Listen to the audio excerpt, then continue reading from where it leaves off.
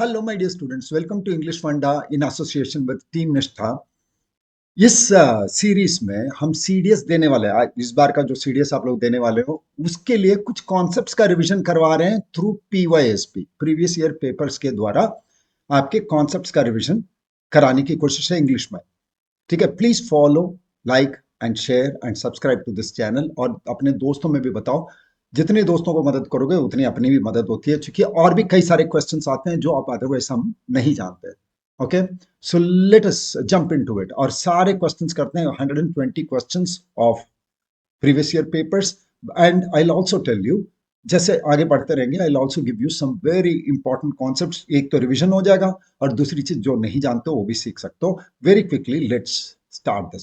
So the first question, सबसे पहला question देखना। पहला क्वेश्चन 11th क्वेश्चन दिखा रहा है, क्योंकि इस पेपर में, ये 2020 का पेपर है, इसमें फर्स्ट जो दो क्वेश्चंस थे वो दोनों कॉम्प्रिहेंशन है।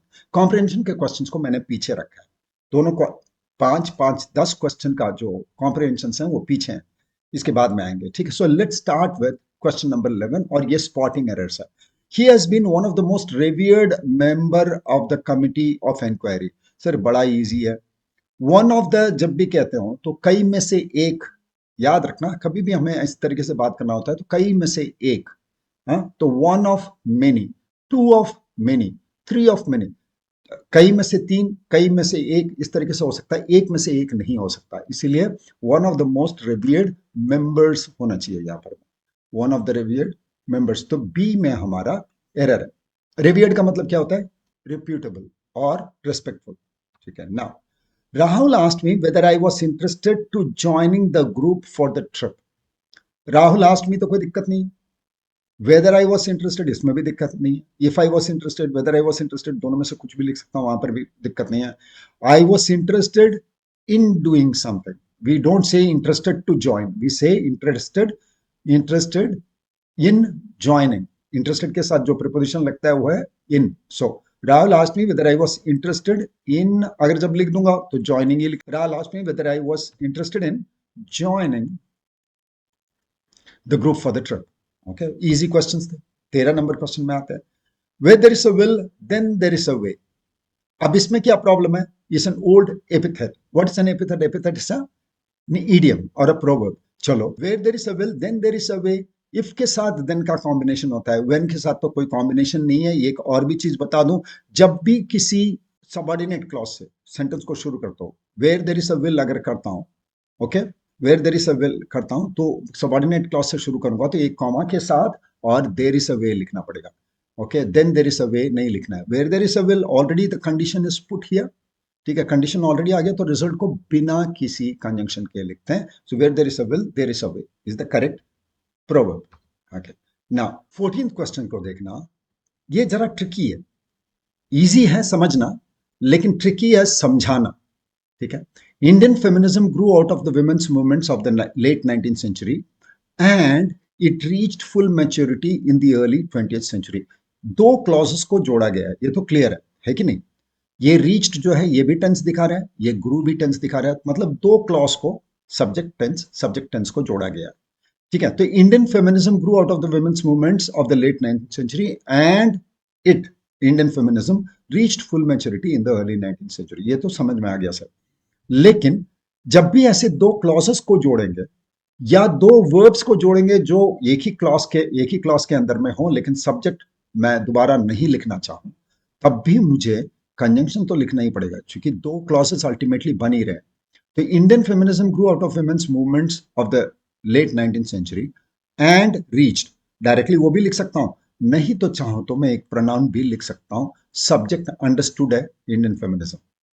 ओके, तो ऐसे सेंटेंसेस में जरा से केयरफुल रहना कि जब दो क्लॉजेस जुड़ेंगे तो बिना कंजंक्शन के नहीं जुड़ेंगे, कंजंक्शन लिखना ही पड़ेगा अगर दो क्लॉज को जोड़ रहे हो। क्लॉज क्या है, फ्रेज क्या है? हमारे सीएपीएफ के प्लेलिस्ट में एक फाइल पड़ा हुआ है जिसमें फ्रेजेस एंड क्लॉजेस के बारे में लिखा गया है। इनके बिना सेंटेंस करेक्शन नहीं होते। तो फ्रेजेस और क्लॉजेस का कॉन्सेप्ट और पार्ट्स ऑफ स्पीच का कॉन्सेप्ट दोनों आपको सीखना चाहिए। वो दोनों का वीडियो हमारे टीम निष्ठा के प्लेलिस्ट में पड़ा हुआ है, उसको देख लेना, सीएपीएफ के प्लेलिस्ट में। Now 15th question, the greatest merit of democracy is that everyone feels free and can pursue his or her interest. कई लोगों को तो आंसर पता चल ही गया होगा, लेकिन पहले इसमें भी क्लॉसेस पहले ढूंढता हूं। देखना क्लॉज कितने हैं, एक जगह यहां टेंस दिख रहा है, मतलब एक क्लॉज यहां है, फील्स यहां पर में दूसरा क्लॉज है, एंड कैन परस्यू यहां तीसरा क्लॉज है। तो 3 क्लॉज से बना हुआ ये सेंटेंस है।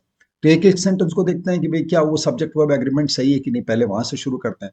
The greatest merit of democracy is, of democracy phrase है, मेरिट सब्जेक्ट है, तो पहला सेंटेंस का सब्जेक्ट वर्ब एग्रीमेंट में तो कोई दिक्कत नहीं है।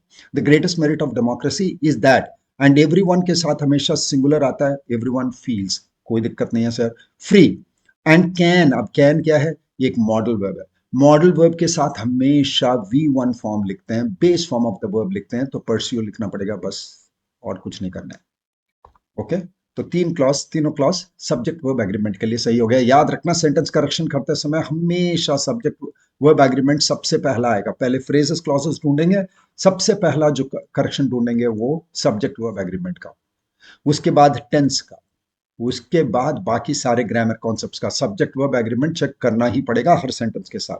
ठीक है, 16th क्वेश्चन में आते हैं। All stakeholders of education have the right to ask for accountability in every aspects of its implementation. कितने क्लॉज हैं, एक ही जगह टेंस दिख रहा है, इसका सब्जेक्ट कौन है, होल्डर्स, ऑफ एजुकेशन क्या है, फ्रेज, तो all stake holders have the right to ask for accountability तक में तो कोई दिक्कत नहीं है। In every aspects of its implementation, every क्या है, एक डिस्ट्रीब्यूटिव एडजेक्टिव है, डिस्ट्रीब्यूटिव एडजेक्टिव हमेशा नाउन को भी सिंगुलर बनाता है, वर्ब भी सिंगुलर ही लेता है, तो यहां पर मैं एस्पेक्ट के जगह, एस्पेक्ट्स के जगह आपको लिखना पड़ेगा aspect. Okay, 16th question is done, revision भी हो जा रहा है, याद रखना इसको। 17th में आते हैं। Learning many languages promotes linguistic, cultural and social harmonies among people speaking different languages. Well, कितने क्लॉज हैं सर, promotes लिखा है तो एक क्लॉज तो यहां होना चाहिए। ओके, बस एक ही क्लॉज है यहां पर। अब देखते हैं सब्जेक्ट क्या, promotes लिखा है सिंगुलर है सर, तो सब्जेक्ट कौन सा है, लर्निंग। मेनी लैंग्वेजेस तो लर्निंग का ऑब्जेक्ट है, ये तो फ्रेज है, वर्ब फ्रेज है, फ्रेजेस एंड क्लॉजेस अगेन बहुत इंपॉर्टेंट हो जाता है। ठीक है, इसीलिए इतना आसानी के साथ बता पा रहा हूं कि ये वर्ब फ्रेज है, वर्ब फ्रेज लर्निंग से शुरू हुआ है। अब लर्निंग का ऑब्जेक्ट है मेनी लैंग्वेजेस, तो सब्जेक्ट कौन सा हुआ, learning promotes, learning what, learning many languages हो तो लर्निंग का ऑब्जेक्ट है। चलो, लर्निंग प्रमोट्स, तो ये क्लॉज हमारा सही है।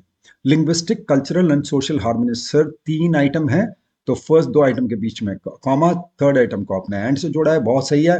Among people speaking different languages, absolutely correct sentence, the sentence has got no error.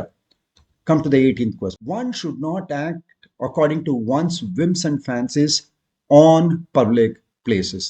One के साथ जब भी शुरू करता हूं तो सेंटेंस आगे once में ही कंटिन्यू करता है, ये तो पता है, और ये तो सही है सर। तब तो one should not act according to one's whims and fancies. What are whims and fancies? मन मर्जी, ठीक है। लेकिन प्रीपोजिशन क्या है, पब्लिक प्लेसेस में या पब्लिक स्पेसेस के ऊपर, पब्लिक प्लेसेस में तो इन लिखना पड़ेगा। खत्म हो गया 18th क्वेश्चन खत्म। चलो let's come to the 19th question now. Economists believe that India had taken a new turn in 1990 with the liberalization to her economy. फिर ध्यान से देखो, economists believe, sir subject verb agreement में कोई problem नहीं है भाई, प्लूरल सब्जेक्ट है, प्लूरल वर्ब है, कोई दिक्कत नहीं है। दैट इंडिया हैड टेकन, सब पास्ट परफेक्ट टेंस लिखा है और 1990 की बात हो रही है, तो कोई दिक्कत नहीं है सेंटेंस। हाँ, इकोनॉमिस्ट विश्वास करते हैं कि इंडिया एक नया टर्न लिया था, नया मोड़ लिया था 1990 में, जब उसकी इकोनॉमी की लिबरलाइजेशन हुई थी। हिंदी सुनना, जब उसकी इकोनॉमी की लिबरलाइजेशन हुई थी, इकोनॉमी की, तो of her economy. Sir India को क्या हर लिख सकता हूं, आराम से, पर्सोनिफिकेशन है, इसलिए इट भी बोल सकता हूं, हर भी बोल सकता हूं अगर पर्सोनिफिकेशन कर रहा हूं। अब आते हैं हम 20th क्वेश्चन में। Irrigation works have a special importance in an agricultural countries like India where rainfall is unequally distributed throughout the seasons. Clauses देखते हैं। इरिगेशन वर्क्स हैव, कोई दिक्कत नहीं है सर, वर्क्स लिखे हो तो हैव सब्जेक्ट वर्ब एग्रीमेंट सही है, लेकिन क्या इरिगेशन वर्क होता है या इरिगेशन वर्क्स होता है, इरिगेशन वर्क्स ही होता है। इरिगेशन वर्क्स का मतलब है जो भी पानी के अलग अलग जो कृत्रिम तरीके होते हैं उसको इरिगेशन वर्क्स करते हैं। irrigation works have a special importance in an agricultural countries like India. In an एक एग्रीकल्चरल कंट्री की बात हो रही है इंडिया की जैसे, so in an agricultural country like India, countries नहीं होगा, कंट्री होगा, सेंटेंस तो सही हो गया, ठीक है। जो मैंने यहां कहा था ए स्पेशल इंपॉर्टेंस, क्या सर इंपॉर्टेंस काउंटेबल ना होना है? हाँ है, इसीलिए अ स्पेशल इंपॉर्टेंस लिखा हुआ है। इंपॉर्टेंस का प्लूरल होता है इंपॉर्टेंसेस। सो ये सेंटेंस एकदम सही, ये क्लॉज एकदम सही है। सेकंड क्लॉज में इन an agricultural country, N agricultural country, एक कंट्री की बात हो रही है तो कंट्रीज नहीं लिख सकता, ठीक है। Now come to the 21st question. अब आ गया ऑर्डरिंग ऑफ सेंटेंसेस, सेंटेंसेस को ऑर्डर करना। तो इसमें क्या करना चाहिए, तो याद रखना, अगर आपको नहीं पता है तो हमेशा ऑप्शंस के साथ काम करना चाहिए, क्योंकि ये समय बचाता है। ऑप्शंस के साथ काम करना चाहिए। और चूंकि सेंटेंस को डिवाइड किया गया है तो सेंटेंस की फॉर्मेट क्या है, इंग्लिश में सेंटेंस का फॉर्मेट क्या है? Subject plus verb plus other words including the object है, other words, okay.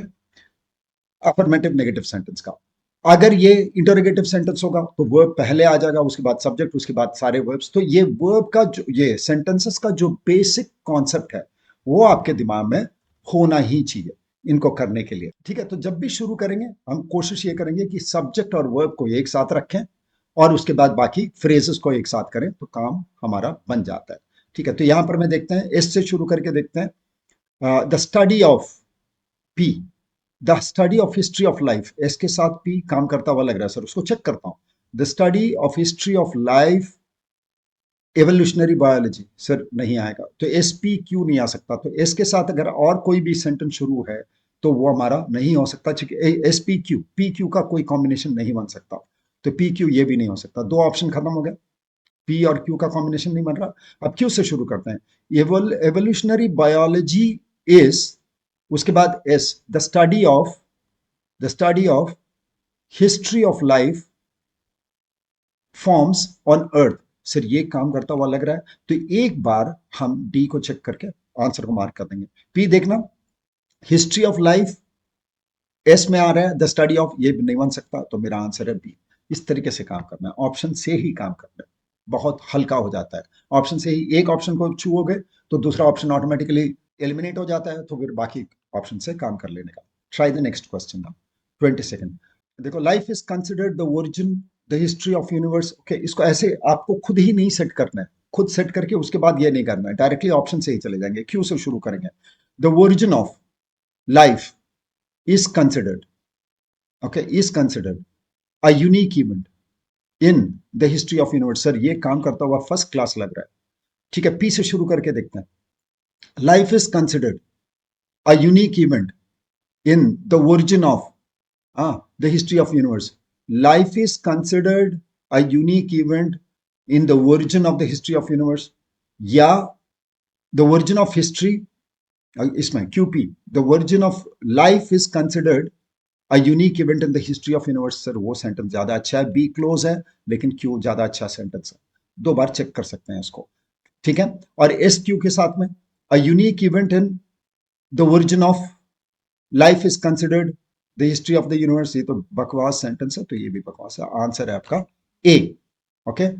Try the same thing, इसी तरीके से ऑप्शंस के साथ काम करोगे तो बड़े आसानी के साथ आंसर्स को कर लोगे।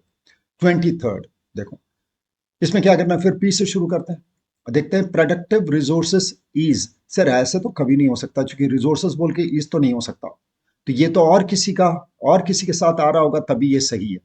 इसके पहले कोई सब्जेक्ट होगा इसके लिए, रिसोर्सेस के लिए तो आर होना चाहिए, तो पी से तो सवाल भी नहीं है, पी से तो आप सवाल भी नहीं कर सकते, ठीक है। तो फिर आर से शुरू करके देखते हैं। एंड कॉम्पिटिटिवनेस, इससे भी नहीं हो सकता। एस से देखता हूं, critical to strategic growth R and competitiveness, productive resources is how we manage, नहीं हो सकता, तो ये भी नहीं हो सकता। आंसर आपका डी ही होना पड़ेगा, क्योंकि एलिमिनेशन से ही हम लास्ट में आ गए। तो क्यू देखना, how we manage productive resources is critical to strategic growth and competitiveness, तो हमारा डी हो गया। तो इस तरीके से हम काम करेंगे, जब प्रैक्टिस करोगे तो बहुत आसानी के साथ होगा, अगर आप ऑप्शंस को यूज करना जानते हो तो। 24 अगेन देखो, 24 में क्या करना है, एस से शुरू करके देखते हैं। ठीक है, एस में शुरू है, इज जनरली इंसेपरेबल नहीं हो सकता है। क्यू से देखते हैं, ऑपरेशंस स्ट्रैटेजी, सर स्ट्रैटेजी को सब्जेक्ट बना रहे हो तो सिंगुलर वर्ब चाहिए, देखते हैं operation strategy in service firms, okay, QPS is generally inseparable, तो QPS का तो सही बन रहा है, फ्रॉम द इंसेपरेबल फ्रॉम, वो भी सही है सर, तो QPSR तो सही लग रहा है। आर से शुरू करके देख लो, from the corporate strategy is inseparable नहीं हो सकता। PS in service firms, S होता है, इज जनरली इंसेपरेबल नहीं हो सकता, तो आपका आंसर हो गया सेकेंड। ठीक है, 25th देखो, आर ट्रैवलिंग से तो शुरू ही नहीं हो सकता सर, तो पी के साथ में जो ऑप्शन तो खत्म ही है, क्योंकि क्वेश्चन मार्क का ही नहीं दिख रहा है। ओके, तो पी से तो शुरू नहीं हो सकता। फिर हम एस से देखते हैं, even as more and more Indians are travelling, Indians are travelling, तो एस पी तो ठीक है, are travelling, a recent survey has revealed that they are worried about their safety, हो सकता है सर, SPQR हो सकता है, जब रिसेंट सर्वे हैज रिवील्ड बीच में लिख सकता हूं, तो SPQ कर सकता हूं या QSP कर सकता हूं। QSP है क्या, देखो QSR को देख, पढ़ के देखो, क्यू में क्या लिखा है, recent survey has revealed even more, ये नहीं हो सकता। फिर इसमें देखते हैं, आर में दैट दे आर वरीड, इससे नहीं हो सकता, तो हमारा ए ही सही आंसर। इन रिसेंट सर्वे को सामने रख सकता था, लेकिन वैसा ऑप्शन है नहीं मेरे पास। ओके, तो फिर आगे 26th question, the imagination of children stories can exercise, अब इसमें देखो क्यू, क्यू देखता हूं, stories can exercise, okay, R more than the stories, stories can exercise more than the stories, Q R का कॉम्बिनेशन तो बन ही नहीं सकता। ठीक है, तो क्यू आर का कॉम्बिनेशन और कहीं दिख भी नहीं रहा। एस में देखता हूं, या सेकेंड वाला देखता हूं, because they fill, P, the imagination of children, ये भी नहीं हो सकता। क्यू के साथ stories can exercise, P, the imagination of children, sir QP का तो कॉम्बिनेशन बहुत सही है, तो QP इसमें भी है, QP इसमें भी है, देखना, stories can exercise the imagination of children because they tell more than the stories themselves, है ना, तो QPSR ये सही है सर। फिर आर से शुरू नहीं हो सकता मोर देन द स्टोरीज करके, तो आपका सी करेक्ट आंसर हो गया। Come to the 27th question, sir अब इसमें देखते हैं, एस से शुरू करते हैं, history is considered, P, as a record of R the achievements, experiments and suffering of humans, sir SPRQ तो बहुत सही लग रहा है, और क्यू ठीक है। फिर एक बार आर में आते हैं, the achievements, experiments and suffering of humans, history is considered नहीं हो सकता, यहां पर मैं एस नहीं बैठेगा, RQ का तो कॉम्बिनेशन सही है। ठीक है, RQ का कॉम्बिनेशन बनना ही चाहिए, और RQ का इसमें भी कॉम्बिनेशन नहीं है, इसमें भी कॉम्बिनेशन नहीं है, यही आपका सही आंसर है। Come to the 28th question, can be prevented, नहीं हो सकता सर, पी से शुरू नहीं हो सकता, पी से है भी नहीं, और क्यू से दो है, इट अपियर्स, ठीक है, इट अपियर्स, दैट आना ही चाहिए, अपियर्स जब भी बोलता हूं तो दैट लिखना ही पड़ता है, तो क्यू और एस एक साथ आना चाहिए, तो क्यू एस का कॉम्बिनेशन देखो, सिर्फ इसमें पढ़ के देखते हैं, इट अपियर्स दैट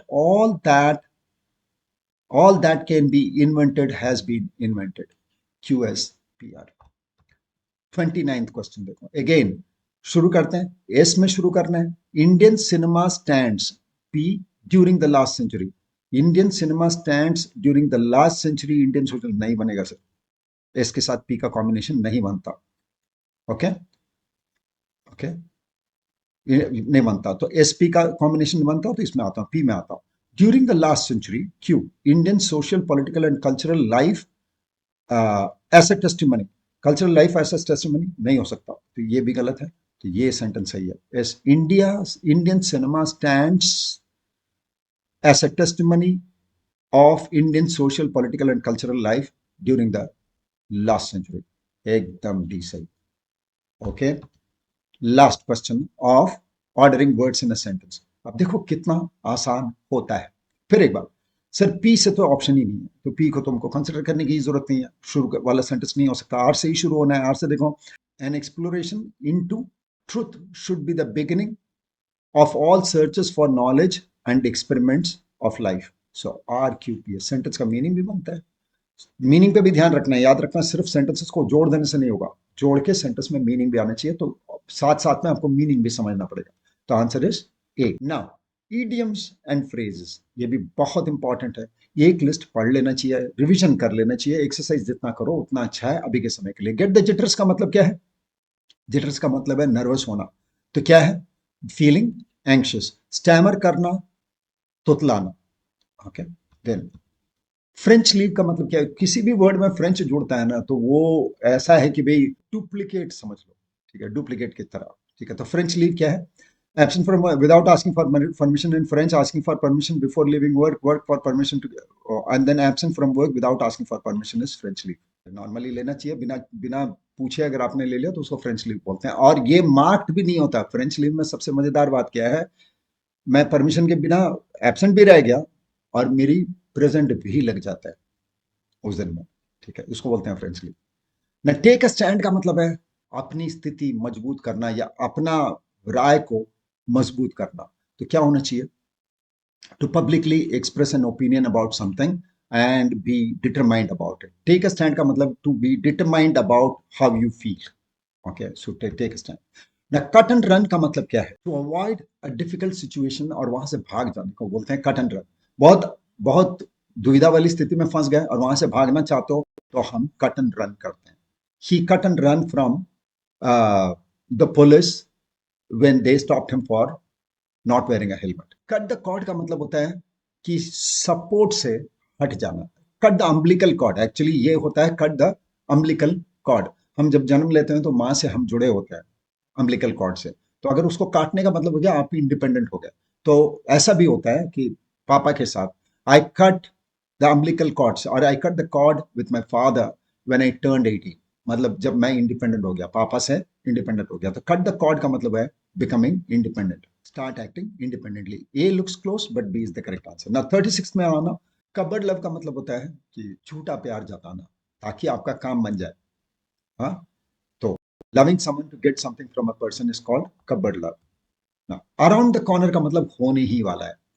हाँ, around the corner मतलब an event or thing which is going to happen very soon. 38 का बताना, with a heavy heart, बहुत ही भारी दिल से। तो क्या होना चाहिए? with a sense of pain and regret. pain and regret, it is not of shame। pain and regret के साथ में बोलते हैं with a heavy heart। यहाँ पर मैं देखना, ये सेंटेंस में ही प्रॉब्लम है, वो प्रिंटिंग का मिस्टेक है। W capital H capital H capital ऐसा होता है क्या? विद अ हेवी हार्ट भी होता है, ये भी होना चाहिए। Anyway, with pain and regret. 39, cost a bomb. I if something cost your bomb, बहुत ज्यादा कॉस्टली है।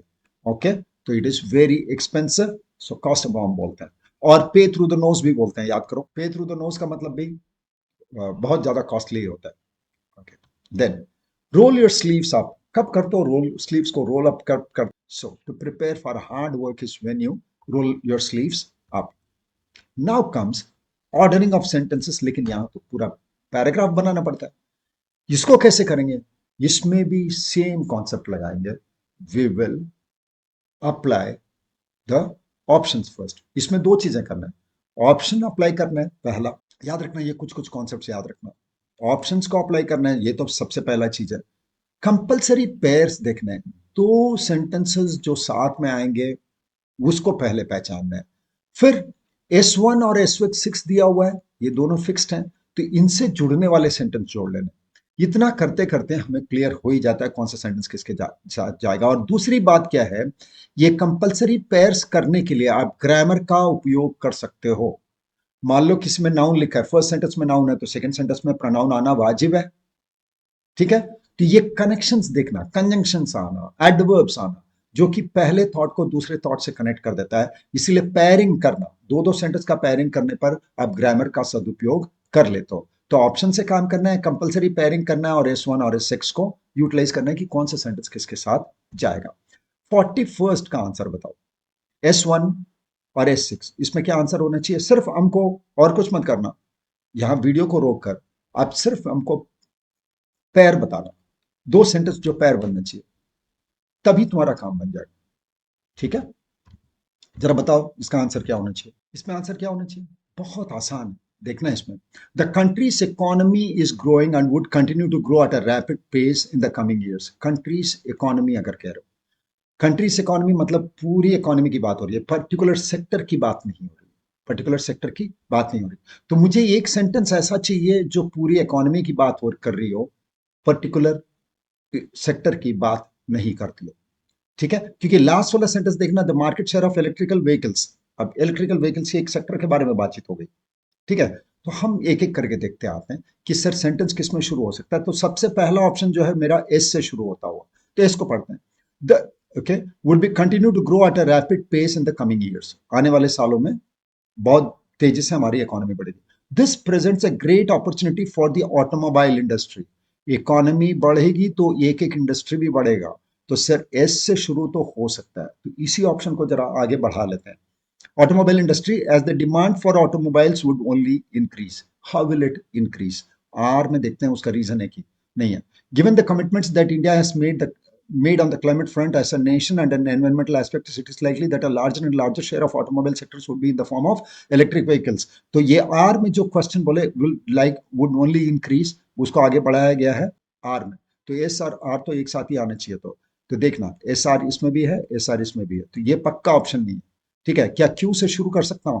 According to NITI Aayog 2008, if India reaches an electric vehicle sales penetration, emission and oil savings can be achieved. Q से शुरू नहीं हो सकता, क्योंकि economy की बात कर रहा हूं तो पहले इकोनॉमी वाली सेंटेंस ही आनी चाहिए। तो क्यू से भी सेंटेंस शुरू नहीं हो सकता, ये मेरा आंसर है। इस तरीके से करना है। Did you get the idea?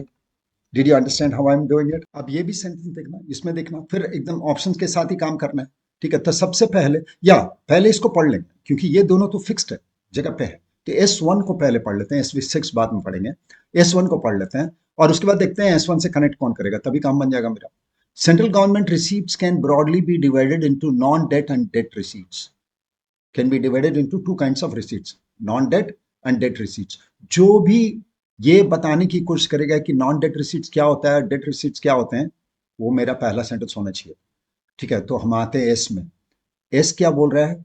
The budget of 2018-19 targeted significantly high growth in non debt receipts. Sir यहाँ पर मैं तो डेट रिसीट, नॉन डेट और डेट रिसीट्स क्या है इसके बारे में लिखा हुआ नहीं है, तो एस से शायद शुरू नहीं होगा, आर से आते हैं। The outcomes as reflected in the provisional actual figures is lower than. किस चीज की बात हो रही है पता तो नहीं है सर, आउटकम्स की बात कर रहे हो, तो आर से तो शुरू होगा ही नहीं। पी से शुरू करते हैं। पी से debt receipts mostly consist of market borrowing and other liabilities which the government is obliged to repay in the future.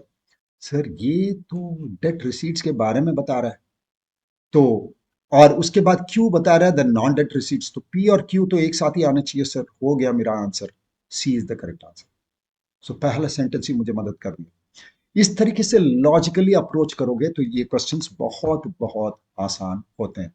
Option से काम करना है, एस वन को पढ़ना है, एस वन का कॉम्बिनेशन ढूंढना है, काम हो जाता है। Palaeontology is the study of the remains of dead organisms over enormous spans of time. तो या तो ये जो अगला जो सेंटेंस है वो स्टडी के बारे में बताएगा, या तो इनॉर्मस स्पैन्स ऑफ टाइम, तो कितना टाइम इसके बारे में बात करेगा। तो ये एक एक करके देखते हैं। क्यू को देखते हैं। क्यू में लिखा है the distribution of faunal remains animal bones at a site can indicate which areas were used for butchering, cooking, eating, bone tool making and refuse dumping। हो तो सकता है, लेकिन सर यहाँ पर मैं enormous amounts of time, dead organism की बात हो रही है, ठीक है। यहाँ तो हो रहा है कि भाई खाने के बारे में बात हो रही है, तो क्यू से शायद नहीं होगा। एस से शुरू करते हैं। एस देखना, hominid evolution answers the questions about what ancient people look like and to plot patterns of migration. Hominid evolution sir पहला वाले के साथ में तो ज्यादा क्लियर नहीं है, तो इसको रखता हूं, छोड़ता हूं अभी के लिए। आर से शुरू करके देखता हूं। With in this discipline, discipline का मतलब होता है पैलेंटोलॉजी, पैलेंटोलॉजी द स्टडी, हाँ, तब तो उससे सही लग रहा है, पढ़ते हैं। Within this discipline molecular biology and DNA studies have been used to understand hominid evolution. Within this discipline, कौन सा डिसिप्लिन? पैलेंटोलॉजी। तो सर आर से तो शुरू हो ही सकता है, तो आर को पढ़ ही लो, आर के बाद एस करो। होमिनिड एवोल्यूशन सर इसमें भी बात हुई है, आर में भी होमिनिड एवोल्यूशन की बात हुई है, एस में भी होमिनिड एवोल्यूशन की बात हुई है, तो और एस तो ठीक है, look like and to plot patterns of migration, उसके बाद पी। अब इस सेंटेंस में यहाँ पर मैं जरा से प्रॉब्लम आता है कि सर ये तो सही है, ये भी सही लग रहा है, पी से भी शुरू कर सकता हूँ। Bones provide great information, palaeontology, तो सर बोन की बात हो रही है, तो वो भी हो सकता है, लेकिन बेहतर सेंटेंस कौन सा है? विद इन दिस डिसिप्लिन, वो डायरेक्टली आपको एस वन के साथ कनेक्ट करता ही है, तो ये अच्छा सेंटेंस है। अब 44th क्वेश्चन का देखना। Hormones have several functions in the body. What are the functions? What do? They help. दे का मतलब क्या है? हार्मोन्स। तो ये कनेक्शन तो एकदम क्लियर है, पी से ही शुरू होना चाहिए। पी से ऑप्शन एक ही है, एक बार रीड करके देख लेते हैं, हमारा काम बन जाता है। They help to maintain the balance of biological activities in the body. S gives you the example. The role of insulin in keeping the blood glucose level within the narrow limit is an example of this function, of the functions of hormones. Well, तो ये तो पक्का है, example ऐसा आना चाहिए। लेकिन on the other hand, okay, ये लिमिट में रखता है और ये बढ़ाता है। ऑन द अदर हैंड दिखाता है कि भाई ये एक ब्लड ग्लूकोज लेवल को नीचे रखता है और एक ब्लड ग्लूकोज लेवल को बढ़ाता है। तो इसके बाद आर आना चाहिए और लास्ट सेंटेंस है Q. Okay, the two hormones together regulate the, ठीक है। So the correct option is P S R Q. बहुत ही आसान है, इसमें सबसे आसान था हमारा they help. What help plural चाहिए ही चाहिए, तो हार्मोन्स को दिखा रहा है, वहीं से ही आपको क्लैरिटी आ जाता है। अब 45th क्वेश्चन देखो, ये तो बहुत आसान है। All living things affect the living and non living things around them. सारे लिविंग थिंग्स अपने लिविंग और नॉन लिविंग थिंग्स के ऊपर असर डालते हैं। कैसे होना चाहिए? तो कैसे जैसे ही करूंगा तो एग्जाम्पल चाहिए सर, एग्जाम्पल लिखा है। For example earth worms make burrows and worm casts. अब दिक्कत क्या है, क्यू के साथ एक ही है, तो उसी को ही पहले पढ़ के देख लेते हैं। ओके, क्यू के बाद आर पढ़ो।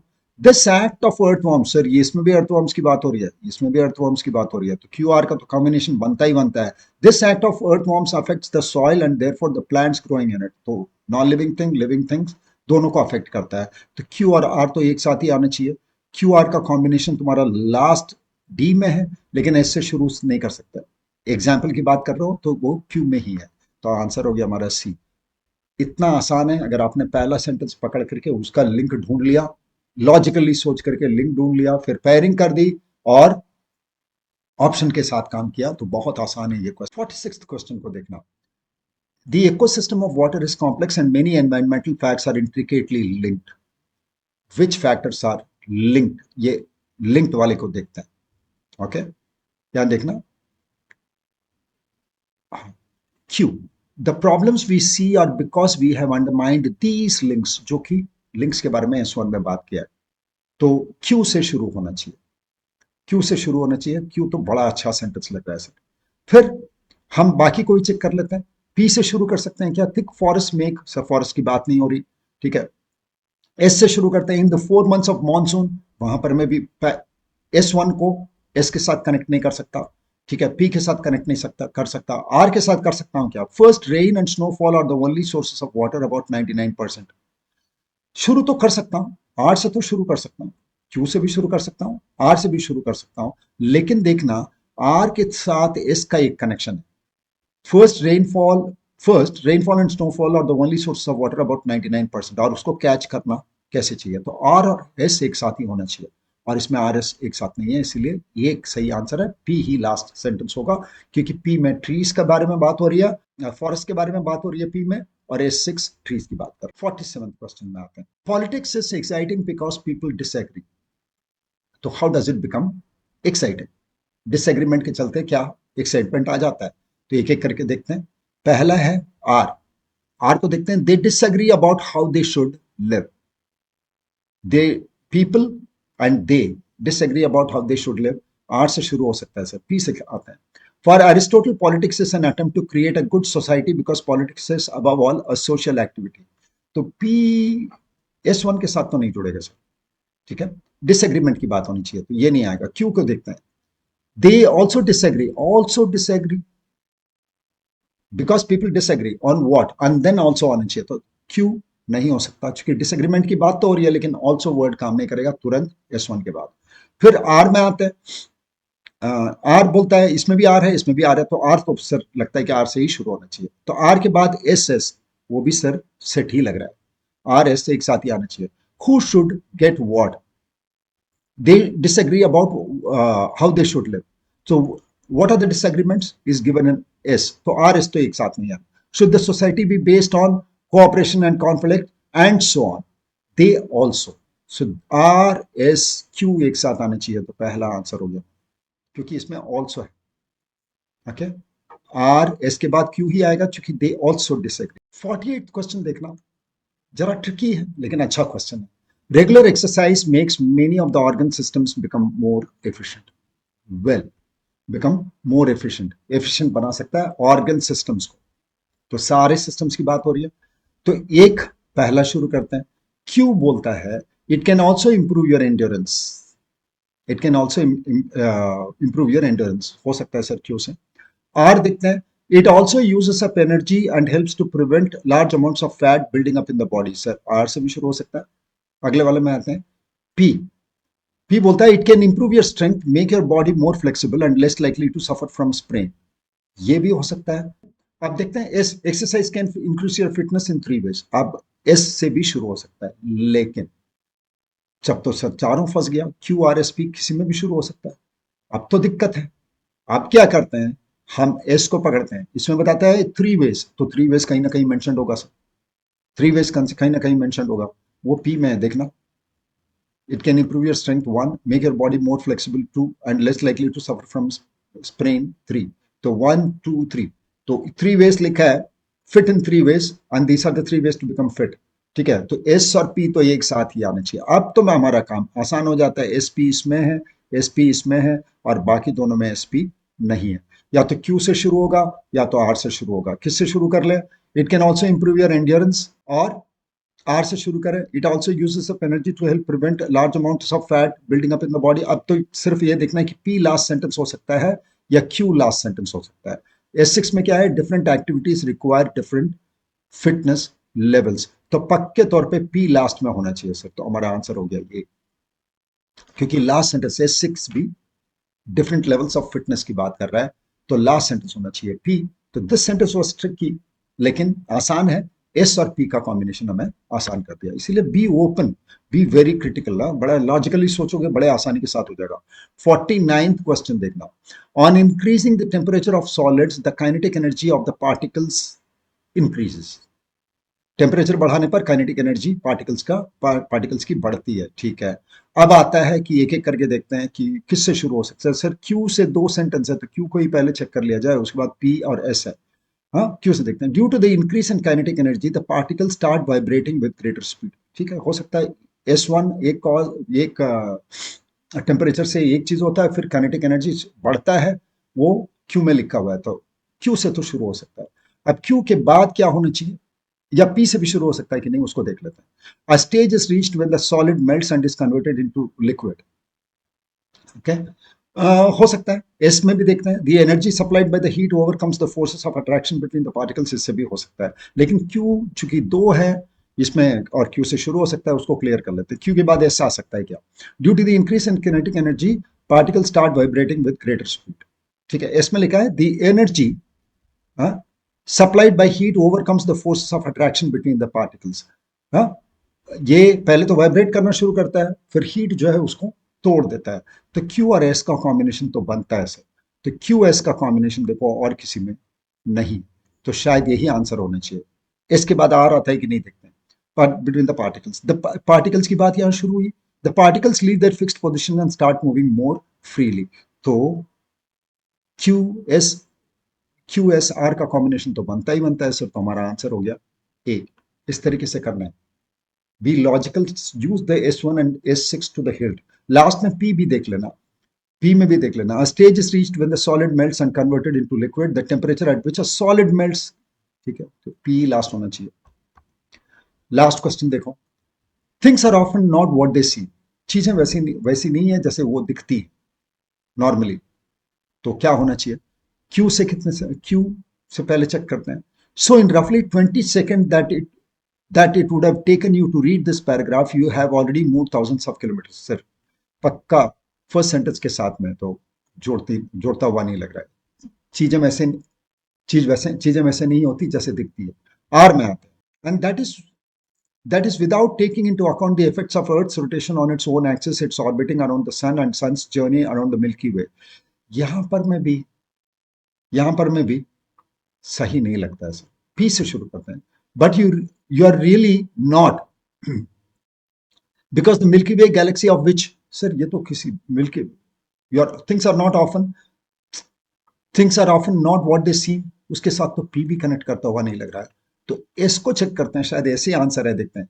As you read this sentence, perhaps sitting in a comfortable chair in your study, you would probably consider yourself at rest। इसका एग्जाम्पल हो गया things are often not what they see. हाँ, और उसका example ये है कि हम जब बैठे हुए रहते हैं तो हम सोचने लगते हैं कि हम रेस्ट में हैं, लेकिन क्या हम रेस्ट में हैं? असली में जो दिखता है वो है नहीं। तो एस से सेंटेंस शुरू होता हुआ एकदम सही लगता है सर, आंसर ही हो जाएगा एस पी आर क्यू, देखने एस से ही शुरू होना पड़ेगा, उसके बाद P. But you really are not, S और पी का कॉम्बिनेशन ही है, हो गया हमारा, एस पी का कॉम्बिनेशन और किसी में है भी नहीं, तो डी मेरा। Now come to question number 51। 51 में देखो, if I dash a good match I would have got married. If I dash a good match I would have got married. आप इस जगह पे ध्यान दोगे तो ये पता समझ में आ जाएगा कि ये कौन सा कंडीशनल है। ये क्लोज्ड कंडीशनल है, सेकंड कंडीशनल जिसे को कहते हो अगर पा गया होता तो कर लिया होता, वैसा सेंटेंसेस। ठीक है, तो यहां क्या लिखना पड़ेगा, इफ आई के साथ पास्ट परफेक्ट टेंस लिखना पड़ेगा। तो पास्ट परफेक्ट टेंस क्या होगा, ये if I had found a good match I would have got married. Gotten married, got married दोनों काम कर जाएगा, लेकिन ये क्लोज्ड कंडीशन है। तो कंडीशनल सेंटेंसेस एक बार रिवाइज कर लो कि कौन से कंडीशनल कैसे लिखा जाता है, उसको एक बार रिवाइज कर लो। Come to question number 52। The lady has been declared as one of the top 10 dash of the community. अब टॉप 10 अगर बोल रहे हो तो भाई सर प्लूरल आना चाहिए, मेंबर्स ही आना चाहिए। तो दो तो the top 10 most powerful member तो नहीं होगा, मेंबर्स ही होगा। ठीक है, तो इन दोनों में से कोई एक होना चाहिए, मोर या मोस्ट। क्योंकि टॉप 10 बोल रहे हो कि सबसे अधिक की बात कर रहे हो, तो सुपरलेटिव डिग्री चाहिए, B is the correct answer. Okay, pay attention to the smallest things, छोटी छोटी चीजों पे ध्यान रखोगे बहुत है। एक्चुअली वही होता है कि हम छोटी चीजें भूलने लगते हैं। ठीक है, 53। When I visited the villages nearby the city, I dashed many water bodies intact. When I visited, sentence किस टेंस में है, पास्ट टेंस में है। पास्ट टेंस में ही अगर कंटिन्यू करें तो क्या सेंटेंस काम कर जाएगा, कर जाएगा। इस पे याद रखना, कई जगह पे हम रूल्स ऐसे पढ़ते हैं कि पास्ट के साथ पास्ट ही चलेगा, प्रेजेंट के साथ प्रेजेंट ही चलेगा, ऐसा नहीं है। पास्ट प्रेजेंट में भी आ सकता है, प्रेजेंट फ्यूचर में भी जा सकता है। डिपेंड करता है कि सेंटेंस का मीनिंग क्या है। इसीलिए मीनिंग बिना समझे कोई भी किस्म का कोशिश करना बेवकूफी है। Read the sentence, understand the sentence, then correct the sentence. When I visited the villages near by the city I dash many water bodies intact. I, sir past ही चाहिए, तो केम इन तो नहीं होगा, केम हो सकता है, कम अक्रॉस नहीं हो सकता है, केम अक्रॉस हो सकता है। तब क्या क्या होना चाहिए, केम अक्रॉस। कम अक्रॉस का मतलब, कम अक्रॉस का मतलब दिखाई पड़ना या सामने आना। ठीक है, तो came across, A is the correct answer. 54th, he has lost all his investments and he is, ये जरा ट्रिकी क्वेश्चन। देखोगे इज तो तुम बोलोगे कि सर इसके साथ तो अगर मान लो मेरे को वर्ब का फॉर्म लिखना है तो दो ही फॉर्म लिख सकता हूँ, V3 या V4। ब्रोकन लिखता या ब्रेकिंग लिखता, ब्रेकिंग से काम नहीं करेगा तो क्या ब्रोकन लिख दूं, नहीं लिख पाओगे, लिखना पड़ेगा ब्रोक। क्योंकि ब्रोक यहां पर में एक एडजेक्टिव है, और इस एडजेक्टिव का मीनिंग है पैसे ना होना। आई एम ब्रोक का मतलब है मेरे पास पैसे नहीं। ठीक है, मैं कंगाल हो चुका हूं, याद रखना। ब्रोकन का मतलब टूटा हुआ, और ब्रोक का मतलब है पैसे ना होना। तो यहां पर मैं ब्रोक लिखना है, ये बहुत ज्यादा कंफ्यूजिंग है। ठीक है, तो याद रखना, ब्रेक एक तो तोड़ना, ब्रोक होना। अगर कोई कहता है कि मैं ब्रोक हूं, पास्ट टेंस में ही लिखता है आई एम ब्रोक। अगर ऐसे लिखता है I am broke, I was broke, I will be broke, कोई भी टेंस में ब्रोक ही अगर लिखता है तो इसका मतलब है कि उसके पास पैसे नहीं है, कंगाल हो चुका है। 55th, he dash whether he could get any certificate for the course. Whether लिख रहे हो तो डायरेक्ट इनडायरेक्ट स्पीच पे ध्यान करो, तो उसने पूछा होगा, तो ही आस्ट। Very good. अच्छा, आस्ट का भी दो मीनिंग है, याद रखना। आस्ट का एक मीनिंग होता है पूछना, ठीक है, और एक एक है करने को कहना, करने को कहना। ठीक है, जैसे I asked him to call me, मैंने उसे मुझे कॉल करने को कहा, पूछा नहीं, करने को कहा। तो दो मीनिंग से हम आस्क को लिख सकते हैं। एक है पूछना, I asked him what the time was, time क्या है पूछा। And I asked him to send me the file, मैंने उससे फाइल भेजने को कहा। दो मीनिंग हो सकता है। Come to the next one. ध्यान से सेंटेंस पूरा पढ़े बिना सेंटेंस कभी भी कोई भी करेक्शन या फिल इन द ब्लैंक्स वगैरह नहीं होगा। तो सेंटेंस को पढ़ के समझना है, वो भी हिंदी में समझना है। 56th क्वेश्चन में आते हैं, और ये जरा गड़बड़ क्वेश्चन है। गड़बड़ क्वेश्चन है मतलब यहां पर मैं, कई बच्चों को हो सकता है कि उतना ज्ञान रहा हो तो ये इन्होंने क्वेश्चन पूछा भी। ओके, प्रॉब्लम क्या है बता रहा हूँ। I dash favour to all my course mates last year. मैंने अलविदा कहा, ठीक है, अलविदा कहा। अब अलविदा कहने के लिए दो वर्ड्स हैं जो लिख सकता हूँ, दोनों पास्ट टेंस में लिख सकता हूँ। बिड प्रेजेंट टेंस में भी लिख सकता हूँ, पास्ट टेंस में भी लिख सकता हूँ। बिड का प्रेजेंट टेंस बिड ही है, पास्ट टेंस में भी बिड ही, और सेम मीनिंग के साथ। और बेड पास्ट टेंस में है, बेड पास्ट टेंस है अलविदा कहना। तो इन दोनों वर्ड में से कोई भी लिखा जा सकता है, मुझे नहीं मालूम सीडीएस ने क्या आंसर दिया, यूपीएससी ने क्या आंसर दिया, वो मुझे नहीं मालूम, लेकिन हम चलेंगे बिड के साथ। लेकिन ये क्वेश्चन पूछने लायक है कि सर क्यों ना बिड लिखूं, क्योंकि बिड भी तो पास्ट टेंस है, बिड प्रेजेंट में भी लिखते हैं, पास्ट में भी लिख सकते हैं, तो इसमें बेड ही लिखना क्यों जरूरी है, ठीक है। But I am choosing bed for this class, but then question में डाउट रहना चाहिए, ठीक है। आगे बढ़ते हैं। 57 देखो, very few of the texts from very early Vedic period are dash now.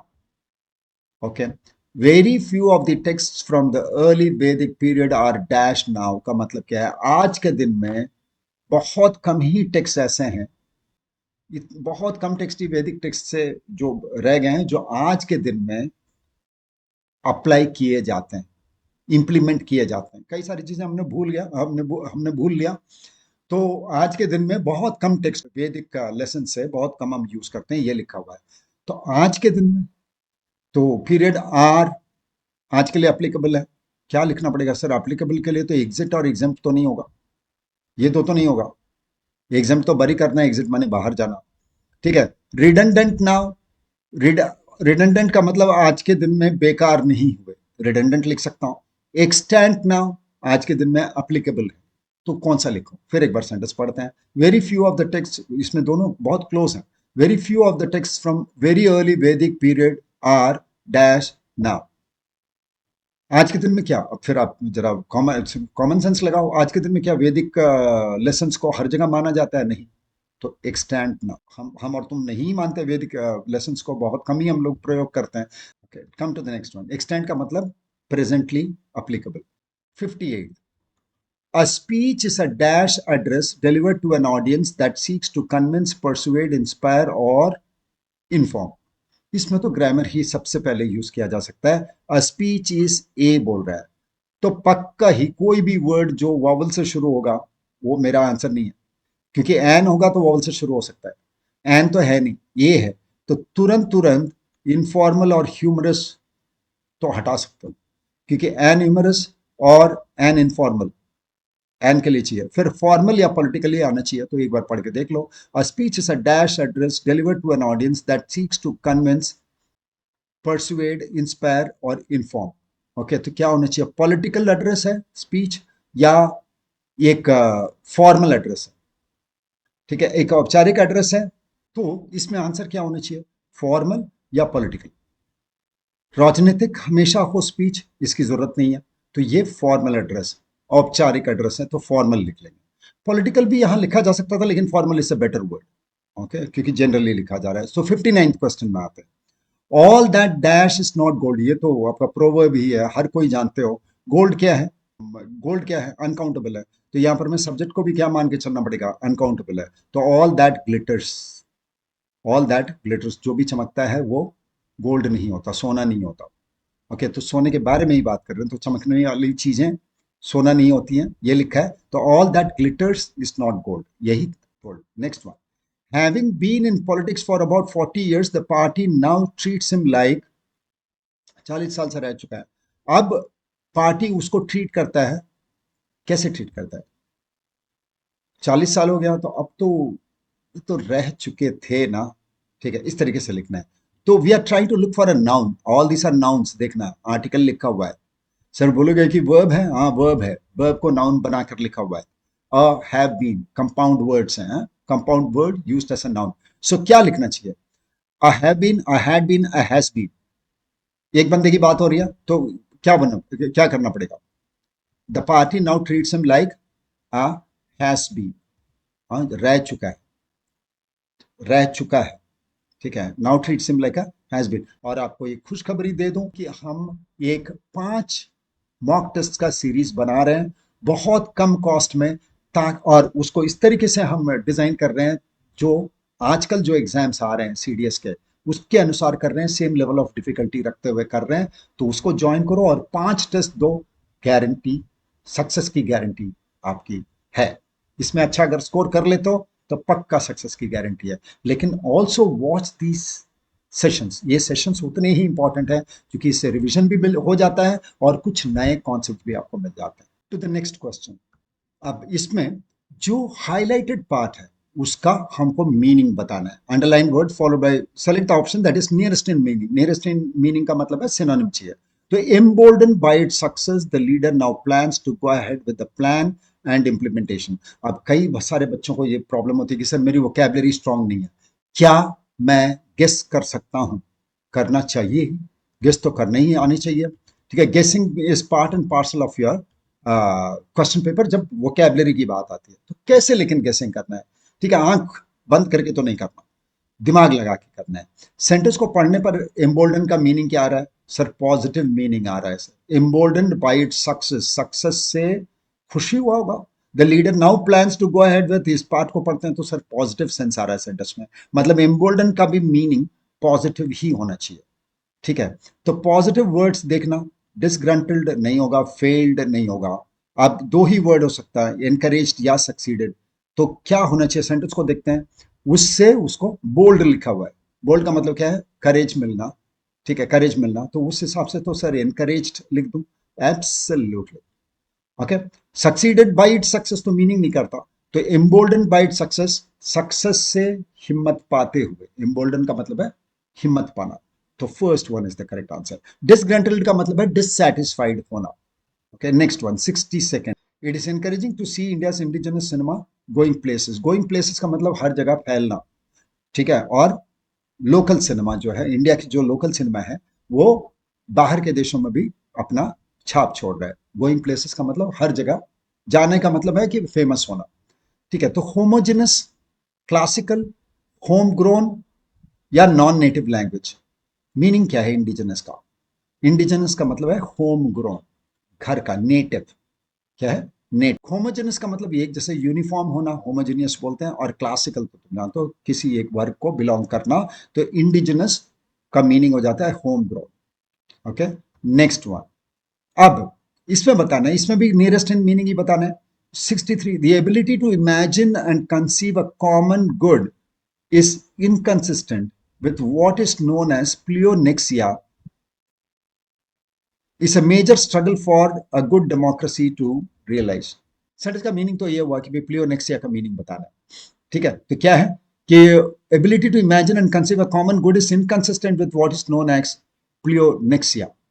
जो प्लियोनेक्सिया के रूप में जानते हैं उसके साथ कॉमन गुड इनकंसिस्टेंट है, मतलब सभी लोगों की अच्छा हो, वो प्लियोनेक्सिया के साथ ऑपोजिट में है। मतलब प्लियोनेक्सिया जो है वो कॉमन गुड के अगेंस्ट में, कॉमन गुड के अगेंस्ट में, तो नेगेटिव मीनिंग ही आना चाहिए। कौन सा बताना? Greed to grab everything for one self.